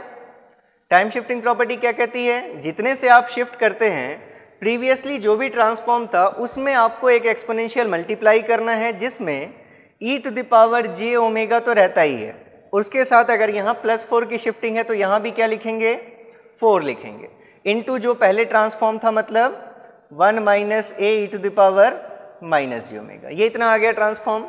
अभी तक हमने कितने पार्ट का कैलकुलेट कर लिया, इतने पार्ट का कैलकुलेट कर लिया। अब फ्रीक्वेंसी शिफ्टिंग प्रॉपर्टी देखिए कि अगर xn का पता है तो अगर हमने इसमें कोई कॉम्प्लेक्स एक्सपोनेंशियल मल्टीप्लाई किया है तो अब ट्रांसफॉर्म क्या होगा, जो भी पहले ट्रांसफॉर्म था उसमें शिफ्टिंग आएगी। अगर हम यहाँ देखें इतने पार्ट के लिए अगर हमें ट्रांसफॉर्म पता है उसको हम किससे मल्टीप्लाई कर रहे हैं, e to the power therefore e to the power j pi by 2n into x of n plus 4। इसका ट्रांसफॉर्म क्या होगा, कंपेयर कीजिए प्रॉपर्टी से। ये अगर हमारा, इसको हम कहें कि ये हमारा x ऑफ n है तो इसके लिए ट्रांसफॉर्म पता है, इसमें हमने किससे मल्टीप्लाई किया, e to the power j omega naught n, मतलब यहाँ जो ओमेगा नॉट हमने मल्टीप्लाई किया है उस ओमेगा नॉट की वैल्यू कितनी है, पाई बाई 2, और साइन कैसा है, पॉजिटिव। मतलब जो भी ट्रांसफॉर्म था वहाँ अब हम ओमेगा को किससे रिप्लेस करेंगे, ओमेगा माइनस ओमेगा नॉट से, मतलब ओमेगा माइनस पाई बाई 2 से। तो ट्रांसफॉर्म क्या हो जाएगी वैल्यू, जहाँ भी ओमेगा है उस ओमेगा को हमने अब रिप्लेस कर दिया ओमेगा माइनस पाई बाई 2 से। तो ये हमारा ट्रांसफॉर्म हो गया a e to the power minus j, ये ओवरऑल हमारा ट्रांसफॉर्म आ गया। तो ऐसे ही आप स्टेप वाइज सॉल्व करेंगे, जो भी आपके पास ट्रांसफॉर्म नोन है उनमें देखिए कि टाइम डोमेन सिग्नल पर हमने कौन कौन से ऑपरेशंस परफॉर्म किए, और हर इंडिविजुअल ऑपरेशन के लिए ट्रांसफॉर्म में मॉडिफिकेशन करते जाइए, जो आपका फाइनल सिग्नल होगा उसके लिए आप इजीली ट्रांसफॉर्म फाइंड कर सकते हैं। तो ये हमारी 8 प्रॉपर्टीज़ हो गई। और एक लास्ट अगर हम देखें दैट इज 9th प्रॉपर्टी, या आप कहें इसको पार्सेवल्स थ्योरम।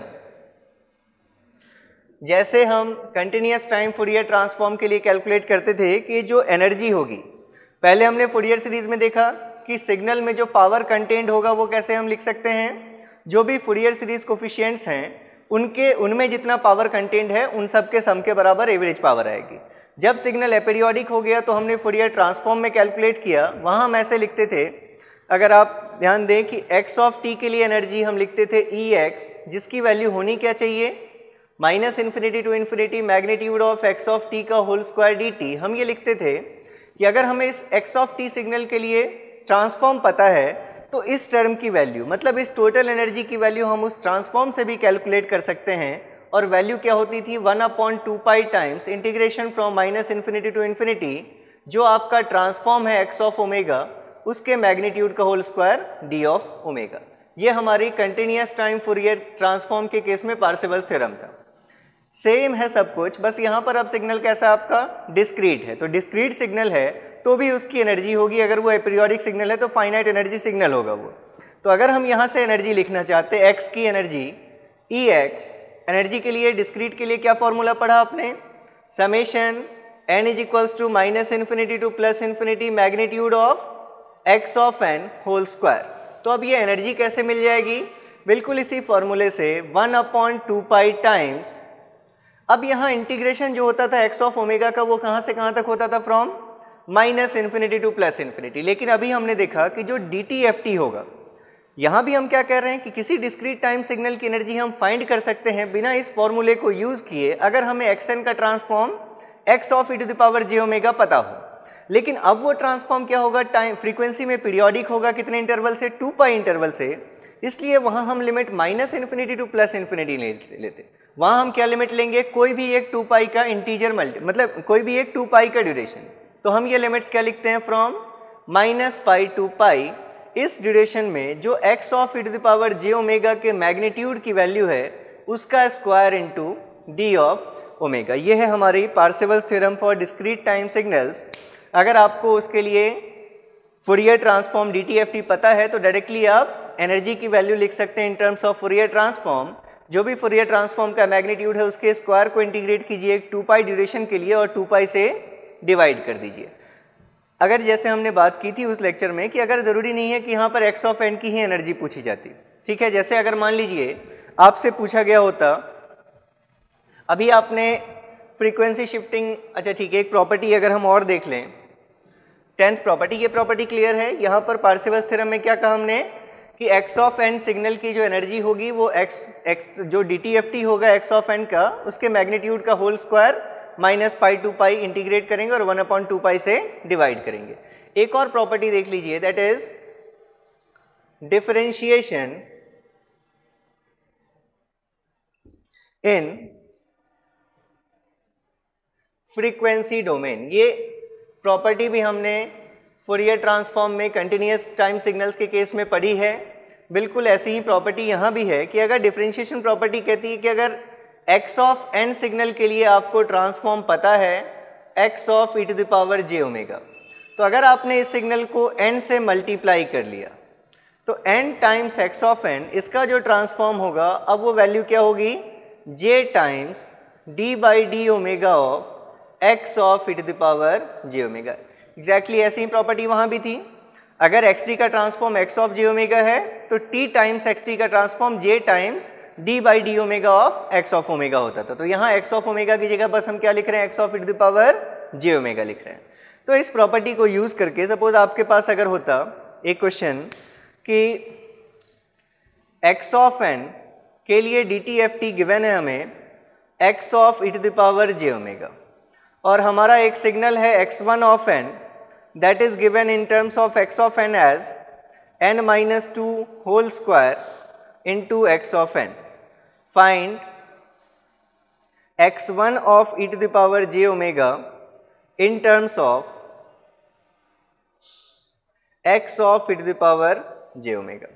ठीक है, अगर ऐसे ये हमारे पास ये वैल्यू निकालनी होती तो देखिए यहाँ जो क्वेश्चन गिवन है x1 ऑफ n, इस सिग्नल को अगर आप ओपन करें n-2 whole square x of n, value क्या होती, a square minus 2ab plus b square into x of n। Individually सबको अलग अलग अगर हम लिख लें तो that is n square into x of n minus 2n into x of n and plus 4 into x of n।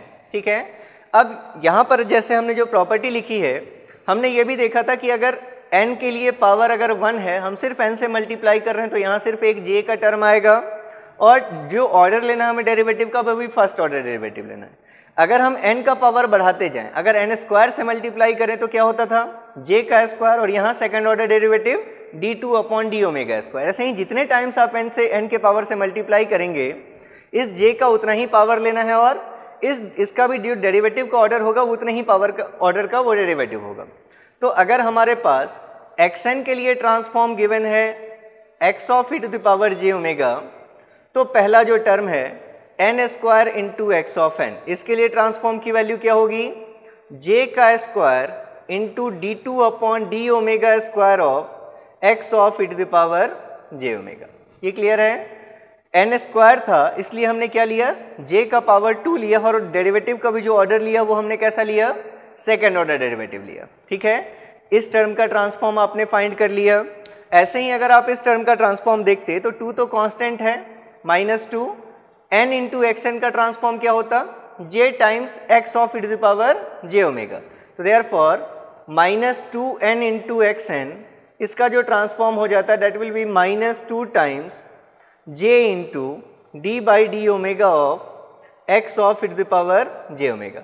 यहाँ आप रिप्लेस कर लेंगे, j स्क्वायर की वैल्यू को -1 लिख लेंगे। ठीक है, और last term 4 into x of n, इसका तो transform simply 4 times x of capital X of e to the power j omega. तीनों के लिए अलग अलग निकाल लिया, तीनों को ऐड कर दीजिए तो आपको इस final x1 of e to the power j omega की वैल्यू मिल जाएगी। लिख ही लेते हैं x1 of e to the power j omega is equals to ये minus d2 upon d omega square of x of e to the power j omega minus 2j into d by d omega of x of e to the power j omega and plus 4 times x of e to the power j omega. तो ये हमने x1 of e to the power j omega find किया in terms of x of e to the power j omega. तो यही बात हम कर रहे थे। सपोज अगर हमारे पास गिवन होता, ये आप जानते हैं कि अगर इन दोनों में से किसी भी एक की वैल्यू पूछी है दूसरे के टर्म्स में, जैसे आपको अगर x ऑफ n की वैल्यू दे दिया है और आपसे अगर इस पूरे की वैल्यू पूछी जा रही है, तो इस पूरे इंटीग्रल की वैल्यू आप इस फॉर्मूले को यूज़ करके निकाल सकते हैं। अगर इसकी वैल्यू पूछी गई है और x of e to the power j omega given है, तो इस रिजल्ट को यूज़ करके वैल्यू निकाल सकते हैं। अगर आपसे कभी पूछा जाता कि find integration from minus pi to pi j times d by d omega of x of e to the power j omega का whole square d of omega is equals to what. ठीक है, यहाँ पर क्या दिख रहा है हमें, जहाँ ये होना चाहिए था वहाँ ट्रांसफॉर्म क्या लिखा हुआ है, j times d by d omega of x of e to the power j omega. तो हम जानते हैं, अभी हमने पढ़ा differentiation in frequency domain property कि अगर कोई सिग्नल है n times x of n, तो इसका ट्रांसफॉर्म क्या होता है। तो इस प्रॉपर्टी से इसका क्या मतलब है, जो टाइम डोमेन में सिग्नल है अगर उसके मैग्नीट्यूड का स्क्वायर का समेशन आपको लेना है, तो वैल्यू ऐसी होगी जहाँ पर ये जो मॉड के अंदर जो आप चीज़ लिखेंगे मैग्नीट्यूड की वैल्यू, यहाँ पर क्या आएगा, इस सिग्नल का फ्रीक्वेंसी डोमेन आएगा। ठीक है, तो हम जानते हैं ये जो फ्रीक्वेंसी डोमेन गिवन है, ये एक्चुअली फ्रीक्वेंसी डोमेन किस सिग्नल का होता है, n इंटू एक्स का होता है। इसलिए इस पूरे की वैल्यू हम क्या लिख सकते थे, अगर सिर्फ इतना इंटीग्रल अगर हमें चाहिए तो ये 2 पाई को हमें यहाँ मल्टीप्लाई करना होगा। तो देयरफॉर अगर हम सपोज इस इंटीग्रल को i कह रहे हैं, तो इस i की वैल्यू हम क्या लिख सकते थे, i इज इक्वल्स टू, हम समेशन के टर्म्स में अगर लिखते तो summation n is equals to minus infinity to plus infinity, xn की जगह क्या लिखते हम, n into x of n के मैग्नीट्यूड का स्क्वायर और साथ में ये 2 पाई यहाँ पर मल्टीप्लाइड हो जाता। तो इस इंटीग्रल का रिजल्ट हम चाहते, तो अगर आपको फ्रीक्वेंसी डोमेन सिग्नल पता है, यहाँ जो हम वैल्यू यूज़ कर रहे हैं, तो इसका टाइम डोमेन देखिए कि इसका टाइम डोमेन क्या होगा, और उस टाइम डोमेन में फिर आप 2 पाई से मल्टीप्लाई करके भी इस वैल्यू को फाइंड कर सकते थे।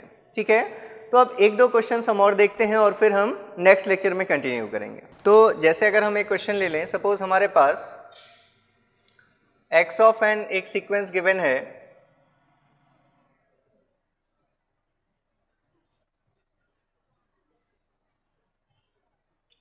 ये ऐसी कोई वैल्यू हमारे पास गिवन है और हमें इनके लिए फाइंड करना है।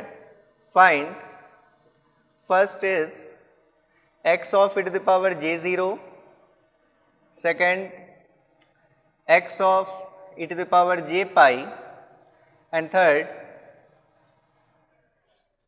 Integration from minus pi to pi x of e to the power j omega d omega.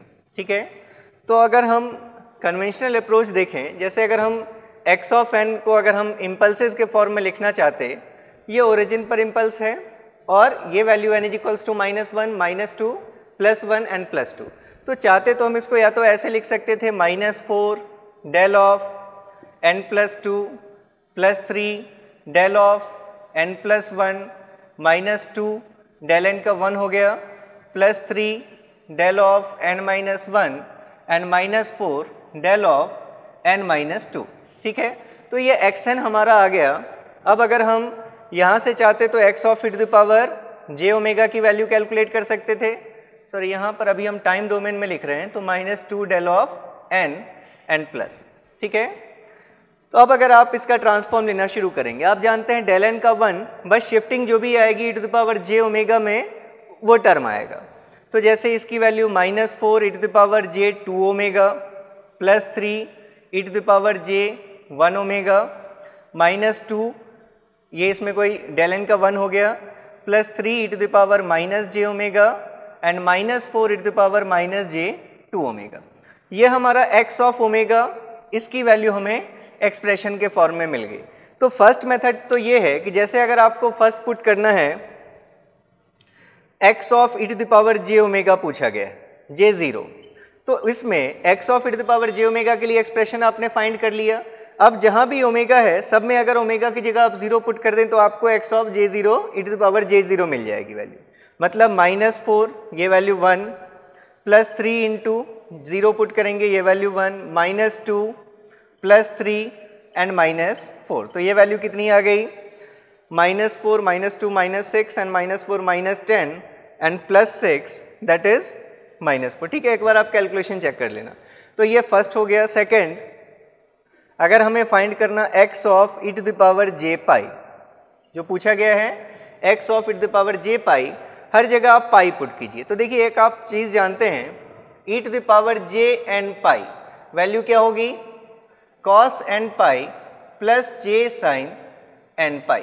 ठीक है, अगर ये प्लस माइनस ले लूँ मैं जनरलाइज्ड वे में तो यहाँ भी प्लस माइनस साइन आ जाएगा। ठीक है, साइन पाई का कोई भी इंटीजर मल्टीपल ये वैल्यू 0 होती है, मतलब e to the power j n pi की वैल्यू क्या होती है cos n पाई, और आप जानते हैं cos n पाई की वैल्यू क्या होती है -1 टू द पावर n, मतलब cos n पाई अगर आपको चाहिए तो अगर आप एन ऑड इंटीजर मल्टीपल लेंगे तो वैल्यू -1 मिलेगी, और इवन इंटीजर मल्टीपल लेंगे तो वैल्यू क्या मिलेगी +1 मिलेगी।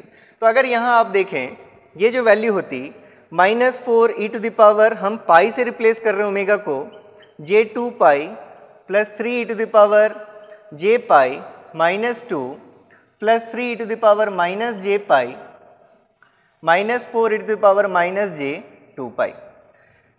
ये n पाई, n की वैल्यू क्या है इवन नंबर, वैसे भी e to the power J2 pi ये वैल्यू +1 हो जाएगी, तो +1 into -4 that is -4 plus 3 into ये value e to the power j pi, n की वैल्यू ऑड है इसलिए वैल्यू क्या होगी नेगेटिव हो जाएगी, -2 प्लस 3 इंटू फिर से ये वैल्यू -1 और -4 ये value e to the power -j2 pi, इसकी वैल्यू होगी 1। मतलब आप देखें अगर सारी वैल्यूज़ नेगेटिव हैं तो 4 - 3 7 9 12 एंड 4 16, ये वैल्यू क्या मिली -16 मिली। ठीक है, और थर्ड जो आपको फाइंड करना है x of e to the power j omega का integration from -pi to pi, ये आपका x of e to the power j omega है। थर्ड अगर आप देखें तो x of e to the power j omega का अगर हमें -पाई टू पाई इंटीग्रल लेना है, ठीक है, इंटीग्रेशन, तो ये वैल्यू क्या हो जाएगी -4 e to the power J2 omega upon J2, हम ओमेगा के रिस्पेक्ट में बस इंटीग्रेट कर रहे हैं। ऐसे ही आप सारे टर्म का निकाल लीजिए, 3 e to the power J omega upon J -2 omega plus 3 e to the power -j omega upon -j and -4 e to the power -j2 omega upon -j2, और इनमें आप लिमिट्स पुट करेंगे फ्रॉम -पाई टू पाई। ठीक है, यहाँ भी अब हम देख चुके हैं कि जब आप पाई पुट करेंगे तो ये टर्म 1 होगा, ये सारी वैल्यूज़ आप कैलकुलेट कर सकते हैं। ठीक है, ये कन्वेंशनल अप्रोच है, यहाँ से तो वैल्यू आएगी। अब इसी में हमने जो अभी पहले बात की थी कि इतना हमें करने की ज़रूरत नहीं है, क्योंकि अगर हम इसी को सेकंड मेथड से देखते हैं इसी क्वेश्चन को, तो हम जानते हैं कि जो हमारा x of e to the power j omega होता है इसकी वैल्यू होती है इंटीग्रेशन फ्रॉम इसकी value summation n is equals to -∞ to +∞ x of n e to the power j omega n। तो अगर आपसे पूछा गया है x of e to the power J0, तो अगर आपने ओमेगा की जगह 0 पुट कर दिया होता तो ये वैल्यू क्या हो जाती -∞ to ∞ n x of n हो जाती है वैल्यू, ये टर्म हमारा एक्सपोनेंशियल 1 हो जाता। मतलब हमें क्या करना था, पहले भी हमने बात की थी, जो भी एक्स एन सीक्वेंस में वैल्यूज़ हैं उन सारी वैल्यूज़ को आप ऐड कर दीजिए। तो एक्स ऑफ एन सीक्वेंस अगर आप देखें -4 3 -2, तो इन सबको अगर आप ऐड करते हैं -4 +3 -2 +3 एंड -4, यही वैल्यू आपको इस स्टेप में भी मिली है, सेम यही वैल्यू आपको x of e to the power j0 के लिए मिली है। तो डायरेक्टली आप ये वैल्यू लिख सकते थे बिना इसका ट्रांसफॉर्म कैलकुलेट किए हुए, और जो वैल्यू यहाँ मिली है आपको ये ऐसी ही वैल्यू यहाँ भी मिल जाती। ये फर्स्ट क्वेश्चन हो जाता। ऐसे ही अगर आपको सेकंड क्वेश्चन करना होता x of e to the power j pi, क्या करते आप ओमेगा को पाई से रिप्लेस कर देते, ठीक है, क्योंकि यहाँ हमने ओमेगा को पाई से रिप्लेस किया है। तो क्या होती value summation n is equals to minus infinity to infinity x of n e to the power j n pi, ठीक है। और इस e to the power j n pi की वैल्यू हमने अभी देखी कि e to the power plus अगर है, अगर हम यहाँ पर जो वैल्यू लेते हैं ये वैल्यू यहाँ पर नेगेटिव साइन होती है वैल्यू, ठीक है, ये माइनस जे एन पाई। तो आप चाहे प्लस जे एन पाई देखें या माइनस जे एन पाई देखें, दोनों की वैल्यू क्या होती है -1 टू द पावर n। मतलब हम क्या लिख सकते थे, दैट इज अब x में हमें समेशन माइनस इन्फिनिटी से प्लस इन्फिनिटी लेने की जरूरत नहीं है, क्योंकि जो हमारा x ऑफ n सिग्नल है उस x ऑफ n सिग्नल की वैल्यू देखिए ऐसी है -4 3 -2 3 एंड 4। मतलब अगर ये n की वैल्यू 0 है तो n की वैल्यू -2 से +2 तक ही बस हमें लेना है। तो n इज इक्वल्स टू हम समेशन में क्या लिख लेते हैं -2 से +2 x ऑफ n, और इसको हम लिख लेते हैं -1 टू द पावर n। अब अगर आप इस समेशन को ओपन करते तो वैल्यू क्या होती, अगर आप x की जगह -2 से रखना शुरू करते हैं n की जगह वैल्यू, तो x ऑफ -2 इंटू जब आप यहाँ वैल्यू पुट करेंगे n की वैल्यू, तो वैल्यू क्या हो जाएगी, इवन नंबर रहेगा तो 1, that is x of -2 plus x of -1 into -1, फिर plus x of 0 into +1 plus x of 1 into -1 plus x of 2 into +1। अगर ये सारी वैल्यूज पुट कर देते आप तो -4 plus x of -1 is 3 into -1 that is -3 plus 2 that is -2 actually, plus x of 1 is 3 into -1 और फिर प्लस x ऑफ 2 इज -4। तो फिर से ये जो वैल्यू आती है ऐसी ही वैल्यू आ जाती है जैसी आपकी यहाँ से आ रही है, दैट इज -16, ठीक है। तो ये दोनों रिजल्ट्स हमने देख लिए। अब थर्ड, ये जो हमारे पास थर्ड इंटीग्रल फाइंड करने के लिए पूछा है वो आप इनवर्स DTFT से जानते हैं कि अगर हम लिखते हैं inverse DTFT x of n की वैल्यू, तो ये वैल्यू होती है 1/2 पाई टाइम्स कोई भी एक 2 पाई का इंटरवल, मतलब हम चाहें तो -पाई से पाई ले सकते हैं, x of e to the power j omega into e to the power plus j omega n d omega. अगर अब हम यहाँ पर n की वैल्यू 0 पुट कर दें तो क्या मिलता है हमें, x of 0 is equals to 1/2 pi times integration from -pi to pi x of e to the power j omega, और ये एक्सपोनेंशियल 1 हो गया तो into d of omega. n की वैल्यू 0 के लिए एक्सपोनेंशियल 1 हो गया, तो हमसे यहाँ पर सिर्फ इतने इंटीग्रल की वैल्यू पूछी गई है। तो therefore integration from -pi to pi x of e to the power j omega d omega, इसकी वैल्यू क्या होगी 2 पाई टाइम्स x ऑफ 0, और x ऑफ 0 मतलब value of x of n at n is equals to 0। क्या value है वो -2, इसलिए value क्या हो जाएगी 2 pi into -2 that is equals to -4 pi. तो ये हमारे इस टाइप से हम इन टाइप के क्वेश्चंस को सॉल्व करते हैं। अब इसके साथ जैसे मान लीजिए इस टाइप के क्वेश्चंस हैं, जैसे हमने कंटिन्यूस टाइम सिग्नल्स के लिए देखा था कि अगर कोई सिग्नल ऐसा होता था sin xt upon pi T के फॉर्म का सिग्नल, तो उसके लिए फूरियर ट्रांसफॉर्म हम क्या ड्रॉ करते थे, from -x to x omega के रिस्पेक्ट में, ये हमारा continuous time Fourier transform value होती थी 1। एग्जैक्टली ऐसे ही अगर आप discrete time Fourier signal x, अगर यहाँ पर हम अब लिख दें sin x n upon pi n, इसके लिए भी ट्रांसफॉर्म बिल्कुल इसी शेप का होता है, लेकिन आप जानते हैं कि अगर सिग्नल टाइम में डिस्क्रीट हो गया तो अब ट्रांसफॉर्म कैसा होगा, पीरियोडिक होगा। पीरियोडिक होगा मतलब अगर आप इसी ट्रांसफॉर्म को ड्रॉ करें तो अब आपको ऐसा ये ट्रांसफॉर्म मिलता है जिसमें ऐसे ही रेक्टेंगुलर पल्सेस होंगे, लेकिन अब ये पल्सेस क्या होंगे, फ्रॉम -इन्फिनिटी टू +इन्फिनिटी होंगे। x of e to the power j omega है, वैल्यू 1 ही होगी, लेकिन अब जो वैल्यू होगी ये अभी -x टू x ही होगी, लेकिन अब जो ये ट्रांसफॉर्म होगा जहाँ के बाद अपने आप को रिपीट कर रहा है ये, जैसे ये इस पल्स के लिए अगर हम देख रहे हैं ये 0 पर अगर सेंटर्ड है, दूसरा पल्स जहाँ सेंटर्ड है आप देखेंगे ये जो डिस्टेंस आएगा ये दोनों का डिस्टेंस कितना होना चाहिए, 2 पाई होना चाहिए। जो ट्रांसफॉर्म होगा वो 2 पाई से पीरियोडिक होगा, ठीक है। तो ये चीज़ आपको याद रखनी है। अब इसका क्या यूज़ है, जैसे मान लीजिए 2 क्वेश्चन हम देख लेते हैं। सपोज हमारे पास एक क्वेश्चन है कि xn हमारा कोई सिग्नल है that is sign π/6n upon πn, और दूसरा कोई सिग्नल है हमारा y of n that is sine π/4n upon πn। तीसरा एक सिग्नल है हमारे पास z of n that is x of n convolved with y of n। तो हमें टाइम डोमेन में z ऑफ n की वैल्यू निकालनी, ठीक है। अब अगर आप इन दोनों को देखें, इन दोनों का शेप तो आप समझ गए कि साइन xn अपॉन πn के फॉर्म का ये सिग्नल है। मतलब ये जो हमारा सिग्नल होगा इसका ट्रांसफॉर्म कहाँ से कहाँ तक होगा, इस x की जगह पर क्या वैल्यू आएगी, π/6 से -π/6 से +π/6। कन्वोल्यूशन प्रॉपर्टी से आप ये भी जानते हैं कि ये जो ओवरऑल ट्रांसफॉर्म होगा ये क्या होगा, ये ट्रांसफॉर्म इन दोनों के इंडिविजुअल ट्रांसफॉर्म्स का मल्टीप्लिकेशन होगा।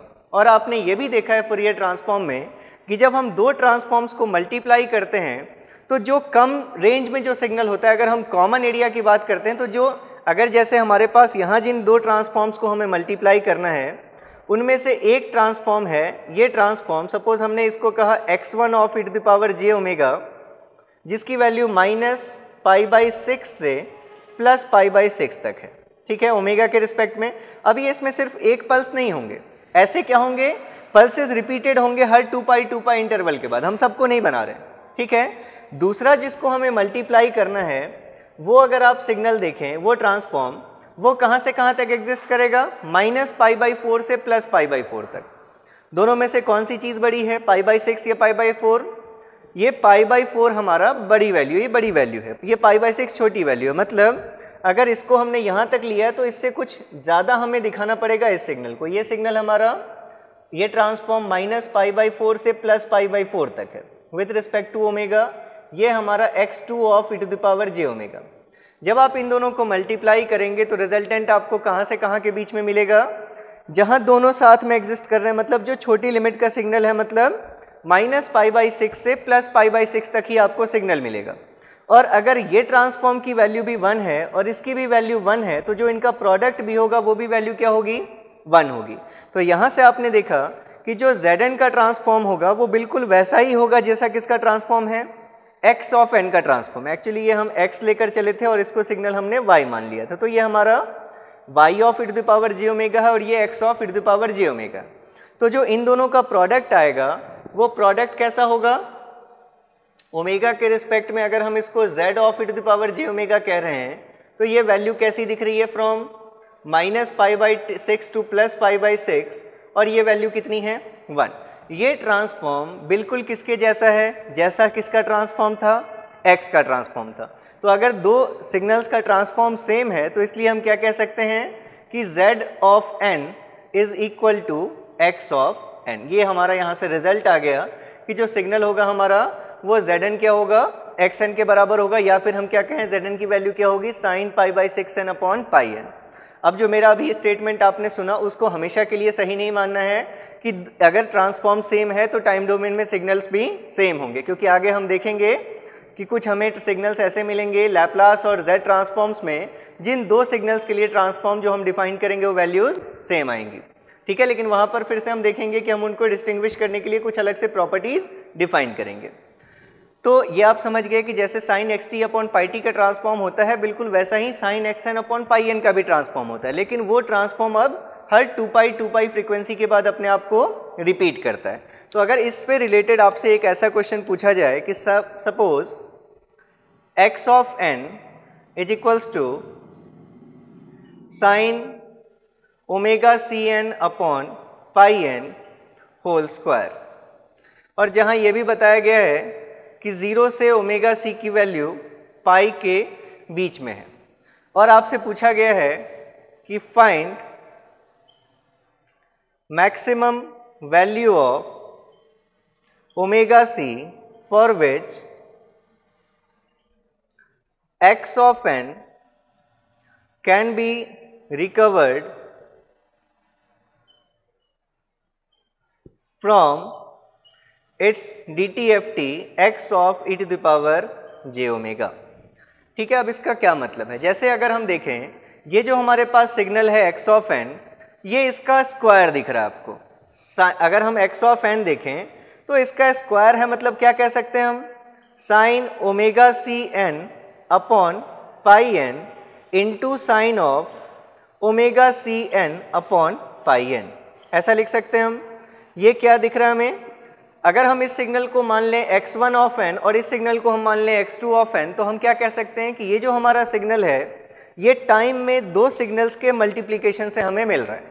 तो जो इसका ट्रांसफॉर्म होगा वो क्या होगा? ट्रांसफॉर्म जो इस सिग्नल का ट्रांसफॉर्म है कन्वॉल्व्ड विथ इस सिग्नल का जो ट्रांसफॉर्म होगा। ठीक है, मतलब अगर हम देखें तो हम कह सकते हैं कि जो हमारा overall x of e to the power j omega आएगा वो कैसा होगा? साइन, अगर हम फिर से इसको कंपेयर करें, sine x n upon pi n, मतलब इसका जो ट्रांसफॉर्म होगा वो कहाँ से कहाँ तक होगा? From minus omega c to plus omega c with respect to omega. Value ये हमारे, सपोज हमने इसको कहा x1 of e to the power j omega, इसकी वैल्यू कितनी है? 1। इसको हमें कन्वॉल्व करना पड़ेगा, इसका भी ट्रांसफॉर्म सेम आएगा, ऐसा ही दोनों सेम सिग्नल्स हैं ये, ओमेगा के रिस्पेक्ट में माइनस ओमेगा सी से लेकर प्लस ओमेगा सी तक, ये value x2 of e to the power j omega अगर हम कह दें, वैल्यू 1। अब आप जब इन दोनों सिग्नल्स को कन्वॉल्व करेंगे, और ये ट्रांसफॉर्म सिर्फ ऐसा नहीं है, ऐसी ही चीज़ें क्या है, ऐसे ही पल्सेस क्या हैं, रिपीटेड हैं। तो जब आप इनको कन्वॉल्व करेंगे तो रिजल्टेंट देखिए कैसा होगा। ओमेगा के रिस्पेक्ट में आप जानते हैं दो इक्वल विड्थ के पल्सेस को अगर आप कन्वॉल्व करेंगे तो आपको क्या मिलेगा? ऐसा एक ट्रायंगुलर सिग्नल मिलेगा। ये आपको x of e to the power j omega दे रहा है, जो क्या है? इन दोनों सिग्नल्स का, इन दोनों ट्रांसफॉर्म्स का कॉन्वोल्यूशन। जो लोअर मोस्ट लिमिट आएगी, लेफ्ट मोस्ट लिमिट, वो दोनों की लिमिट्स का सम होगी। मतलब ये पॉइंट क्या होगा? 2 ओमेगा सी, और ये omega c plus omega c, ये भी 2 ओमेगा सी। अगर आप यहाँ वैल्यू देखें तो प्रॉपर्टी क्या कहती है? इन दोनों का कॉन्वोल्यूशन तो आपको लेना ही है, और साथ में क्या लेना होता है? 1/2 पाई का टर्म लेना होता है। तो अगर आप देखें तो ये कहाँ तक जाती है? ये वैल्यू 2 ओमेगा सी तक जाती, और 2 पाई से डिवाइड करते तो ये ओमेगा सी अपॉन पाई ये वैल्यू आएगी। ठीक है, हमें इस मैग्नीट्यूड से मतलब नहीं है। तो ये तो सिर्फ एक पल्स का कॉन्वोल्यूशन है। ऐसे ही हमारे पास क्या होंगे?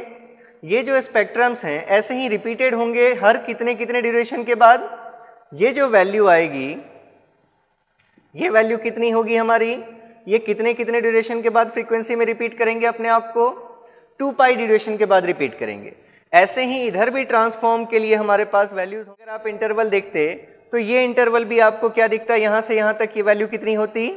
2 पाई होती। ठीक है, ये चीज़ क्लियर है। तो अब देखिए, अगर आपको रिकंस्ट्रक्ट करना है वापस x ऑफ ओमेगा से इसका इन्वर्स अगर निकालना है, तो वो कब पॉसिबल है? जैसा हमने सैम्पलिंग में देखा था कि अगर ये दोनों सिग्नल्स ओवरलैप हो जाएंगे तो हम इसको वापस रिकवर नहीं कर पाएंगे। रिकवर करने के लिए हमारे पास ज़रूरी ये है कि इसके एंड होने से पहले ये सिग्नल शुरू नहीं होना चाहिए। मतलब सॉरी अगर आप देखें ये जो विड्थ है, जैसे इस सिग्नल में 2 ओमेगा सी इस तरफ और 2 ओमेगा सी इस तरफ विड्थ है, वैसे ही इसकी भी जो विड्थ होगी वो यहाँ से यहाँ तक, ये विड्थ कितनी होगी? फिर से ये 2 ओमेगा से विड्थ है, इधर भी ये कितनी विड्थ होगी? ये विड्थ भी 2 ओमेगा से विड्थ होगी। ठीक है, आपका जो यहाँ से यहाँ तक टोटल इंटरवल है फ्रीक्वेंसी का वो कितना है? 2 पाई। हम क्या चाहते हैं? ये दोनों अगर ओवरलैप नहीं करें तो हमें मिनिमम रिक्वायरमेंट जो है वो कितनी है? 2 ओमेगा सी और ये 2 ओमेगा सी। तो टोटल हम क्या चाहते हैं? अगर ओवरलैपिंग नहीं हो उसके लिए 2 omega c plus 2 omega c, that is आप लिख सकते हैं for x of n to be recovered क्या होना चाहिए? ये जो रिक्वायर्ड आपकी विड्थ है टोटल 4 ओमेगा सी, ये विड्थ कम होनी चाहिए किससे? जो आपके पास अवेलेबल विड्थ है यहाँ से यहाँ तक टोटल वो कितनी है? 2 पाई से। तो अगर 4 ओमेगा सी छोटी होनी चाहिए वैल्यू 2 पाई से, तो therefore omega c must be less than 2 pi upon 4। आप चाहें तो इक्वालिटी का साइन ले सकते हैं। थियोरेटिकल केस में जब आपको ऐसा आप देखा था अपने सैम्पलिंग में कि आपको क्या करना पड़ेगा उस टाइम में? एक आइडियल लो पास फिल्टर लेना पड़ेगा रिकवर करने के लिए, जो पॉसिबल नहीं है। लेकिन जब एग्जाम में क्वेश्चन आएगा तो थियोरेटिकल क्वेश्चन आएगा, इसलिए आपसे ये इक्वालिटी का साइन वहाँ पर ऑप्शंस में गिवन होगा। तो जब आप इक्वल का साइन लेंगे तो omega c must be less than और equals to 2π/4, that is omega c must be less than और इक्वल्स टू π/2। तो ये आपका आंसर होगा, that is constraint of omega c on omega c so that x of n can be recovered from its Fourier transform is omega c must be less than or equals to π/2। तो यहाँ available range क्या given थी, omega c की value कहाँ से कहाँ तक very कर सकती है, वैसे तो 0 से लेकर पाई तक कर सकती है, लेकिन π/2 से ज़्यादा अगर ओमेगा c की वैल्यू हो जाएगी तो उसके फुरियर ट्रांसफॉर्म से हम उसका वापस टाइम डोमेन रिकवर नहीं कर पाएंगे। तो ये आज हमने DTFT अपना टॉपिक शुरू किया, इसमें कुछ क्वेश्चंस देखे। नेक्स्ट जो हमारा लेक्चर होगा उसमें हम DTFT में कुछ इन्वर्स DTFT के क्वेश्चंस देखेंगे और उसके बाद फिर हम लैप्लास ट्रांसफॉर्म शुरू करेंगे, क्योंकि अब हमने कंटिन्यूस टाइम और डिस्क्रीट टाइम दोनों के लिए फुरियर ट्रांसफॉर्म्स देख लिए हैं। तो अब हम जब लैप्लास ट्रांसफॉर्म शुरू करेंगे तो लैप्लास ट्रांसफॉर्म को हम रिलेट करेंगे with continuous time Fourier transform, और लैप्लास ट्रांसफॉर्म के बाद इस मॉड्यूल का हमारा जो लास्ट टॉपिक होगा Z ट्रांसफॉर्म, उसको हम रिलेट करेंगे अपने इस transform discrete time Fourier transform से। तो सारी चीज़ों को आप इंटरलिंक करके पढ़िए, जहाँ पर भी आपको डाउट होता है आप अपने पीछे बेसिक्स को देखिए, नहीं तो आगे आपको फिर अब डाउट्स नहीं आने चाहिए। अब अगर आपके साथ कहीं भी ऐसी दिक्कत आ रही है कि किसी भी चीज़ में अगर आपको डाउट हो रहा है तो प्लीज़ आप पीछे के लेक्चर्स को रेफर कीजिए, आपके सारे डाउट्स क्लियर हो जाएंगे। ओके, मिलते हैं फिर नेक्स्ट लेक्चर में। Thank you very much.